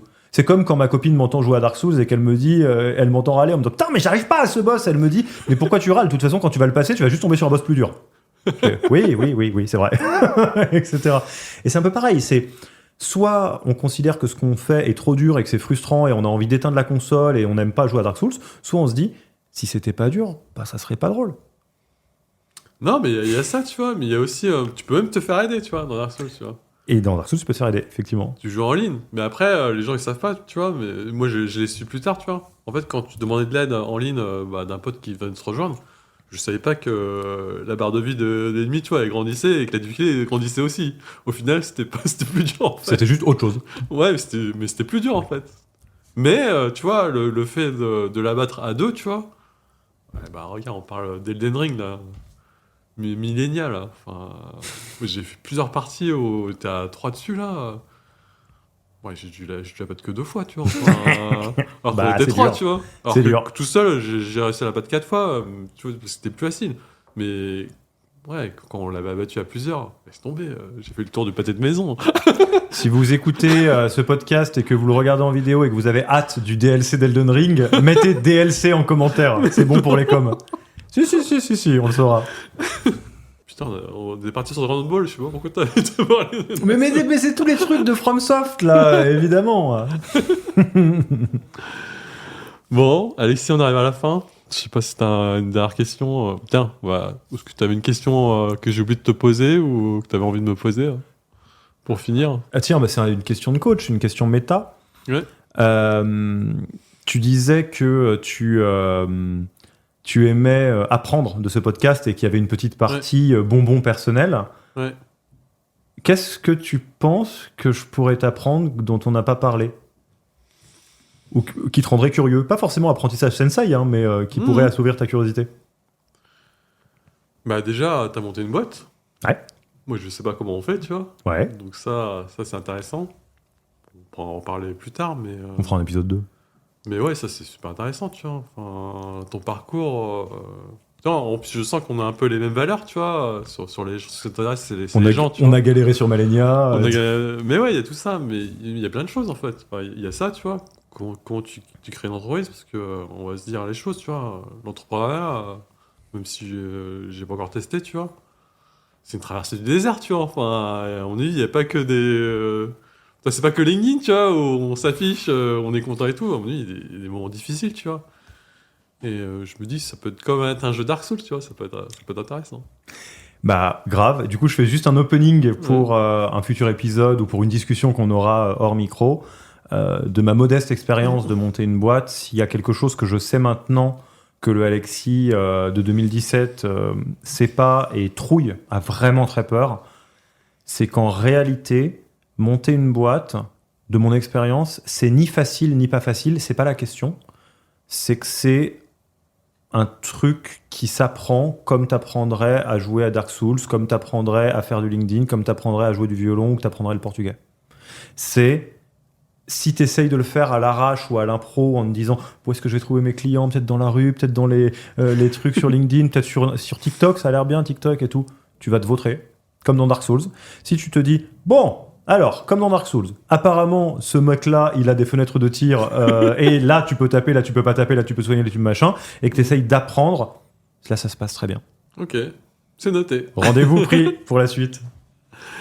Bah ça marche Alexis, je te remercie. Si on veut discuter avec toi, travailler avec toi, où est-ce qu'on peut te retrouver Ouais, alors, si vous voulez travailler avec Yaniro pour 0€, vous regardez le lien dans la description pour découvrir notre toolkit management. Donc c'est gratuit, il n'y a aucun problème, on vous demandera rien, on ne traque même pas. Vous n'aurez même pas à laisser votre mail ou un truc comme ça. On ne traque pas les clics, kiffez. Voilà, c'est gratos. Et si vous voulez suivre mes aventures à moi qui sont forcément connectées à Yaniro, bah, vous me suivez sur LinkedIn. Ça marche. Et ton podcast aussi, hein. Et mon podcast, mais oui, mais si vous me suivez sur LinkedIn, vous verrez que je vais parler du faut que podcast. t'en parles, ton podcast, c'est dur. Ouais, Comment il s'appelle déjà ton podcast? Il s'appelle The Human Factor, Ouais. et si vous tapez Yaniro sur Spotify ou Apple Podcast, vous le trouverez. Et globalement, la logique elle est hyper simple. Je rencontre les RH des meilleures startups et on parle de sujets hyper précis. Genre, comment on fait pour faire la semaine de 4 jours. Et à quoi ça sert et comment ça marche, parce que chez Welcome to the Jungle ils l'ont fait. On va parler avec comment on monte une culture de Maboule avec Conto ou Doctolib, etc. Ouais, tu me tends la perche encore une fois là. Vas-y. Pour finir là. Je te vois maintenant sur Welcome to the Jungle, t'interviens aussi là-bas enfin, Ah, c'est ton truc. c'était même pas, Ouais. même pas voulu. Oui, je suis. Ça me fait trop plaisir, ça, Christophe. T'as pas idée. Et on parle des trucs qui me remplissent de joie. Ça s'en fait partie. Tu peux rappeler c'est quoi Welcome to Oui, the bien Jungle sûr. pour ceux qui connaissent pas Welcome to the Jungle, ça a été connu initialement comme étant la plateforme, le job board des métiers un peu cool, un peu start-up, etc. Donc en fait, vous êtes une boîte, vous recrutez, vous mettez vos annonces sur Welcome to the Jungle. Les pages, elles sont jolies. Il y a des petites interviews vidéo des fondateurs, des RH, des collègues. C'est trop cool, ça existe depuis longtemps, ça marche bien. Ils sont devenus un média assez vite, où en fait ils ont partagé énormément de contenu sur la RH, le monde du travail, des choses comme ça. C'est une boîte que je trouve fantastique. Les gens dedans sont bien, ils sont gentils, la culture elle est chouette, etc. Et ils ont je ne sais même pas comment on pourrait appeler ça, une équipe qui s'appelle le Lab Welcome to the Jungle, dans lequel il y a 20 personnes qui sont considérées comme des expertes et des experts de leur sujet, sur les sujets monde du travail. Donc il y a des gens que moi je trouve inspirants comme pas possible. Pour citer juste deux que j'adore, Elise Fabing, qui est l'avocate derrière Balance ta Startup. Donc c'est une avocate qui défend le droit des salariés, qui est une femme mais impressionnante comme pas possible. Il y a Léo Bernard, qui est un expert recrutement toute catégorie. Si vous voulez vous améliorer en recrutement, suivez Léo Bernard. Et ils m'ont fait l'amitié de me proposer de rejoindre le Lab en ma qualité de expert management, psychologue du travail. Je sais pas, j'ai vu de la lumière, je suis rentré et j'adore. Donc vous me voyez. Mais ça, tu penses pas que c'est ta création de contenu justement qui les attirait ou tes clients qui t'ont recommandé tu sais pas J'ai toujours dans les citations, on a fait un peu tout sur Netflix, le stand-up. Est-ce que tu vois qui c'est Navo? Navo, c'est l'auteur de Kian Kojandi. Donc en gros, c'est le mec qu'on voit pas, mais qui est derrière Bref, qui est derrière Bloqué, qui est derrière les spectacles de Kian Kojandi. Donc c'est un auteur. C'est un mec qui manie les mots très bien. Et il a une phrase que je trouve drôle. Il dit la chance respecte ceux qui respectent la chance. Et en gros, je pense que j'ai de la chance. Je pense qu'il y a un alignement de planètes qui fait que j'ai tapé dans l'œil de la bonne personne au bon moment et que ça me permet de faire ça et qu'on est aligné niveau valeur. Donc je pense que ça serait vraiment me mentir que de penser que c'est du talent et que c'est que le hard work qui a payé. Maintenant, il n'y a aucun mystère. C'est connecté au fait que ça fait 2 ans que tout le monde peut savoir exactement ce que j'ai dans la tête à un instant T parce que je le mets sur LinkedIn ou en podcast. Je suis pas caché, quoi. Si j'étais tout seul dans ma chambre, ça n'arriverait pas. Ah ouais, bah, écoute, La chance respecte ceux qui la respectent. Eh ben écoute, Alexis, merci d'être passé. Moi, Écoute. je le répète, j'aime bien voir les gens gagner, tu vois. Et J'aime bien te voir gagner aussi. Donc je te souhaite le meilleur pour Yann Hiro et pour toi aussi. Et à la prochaine. Bah écoute, à la prochaine et merci de m'avoir invité. Et puis, écoute, le meilleur. Ciao. Ciao.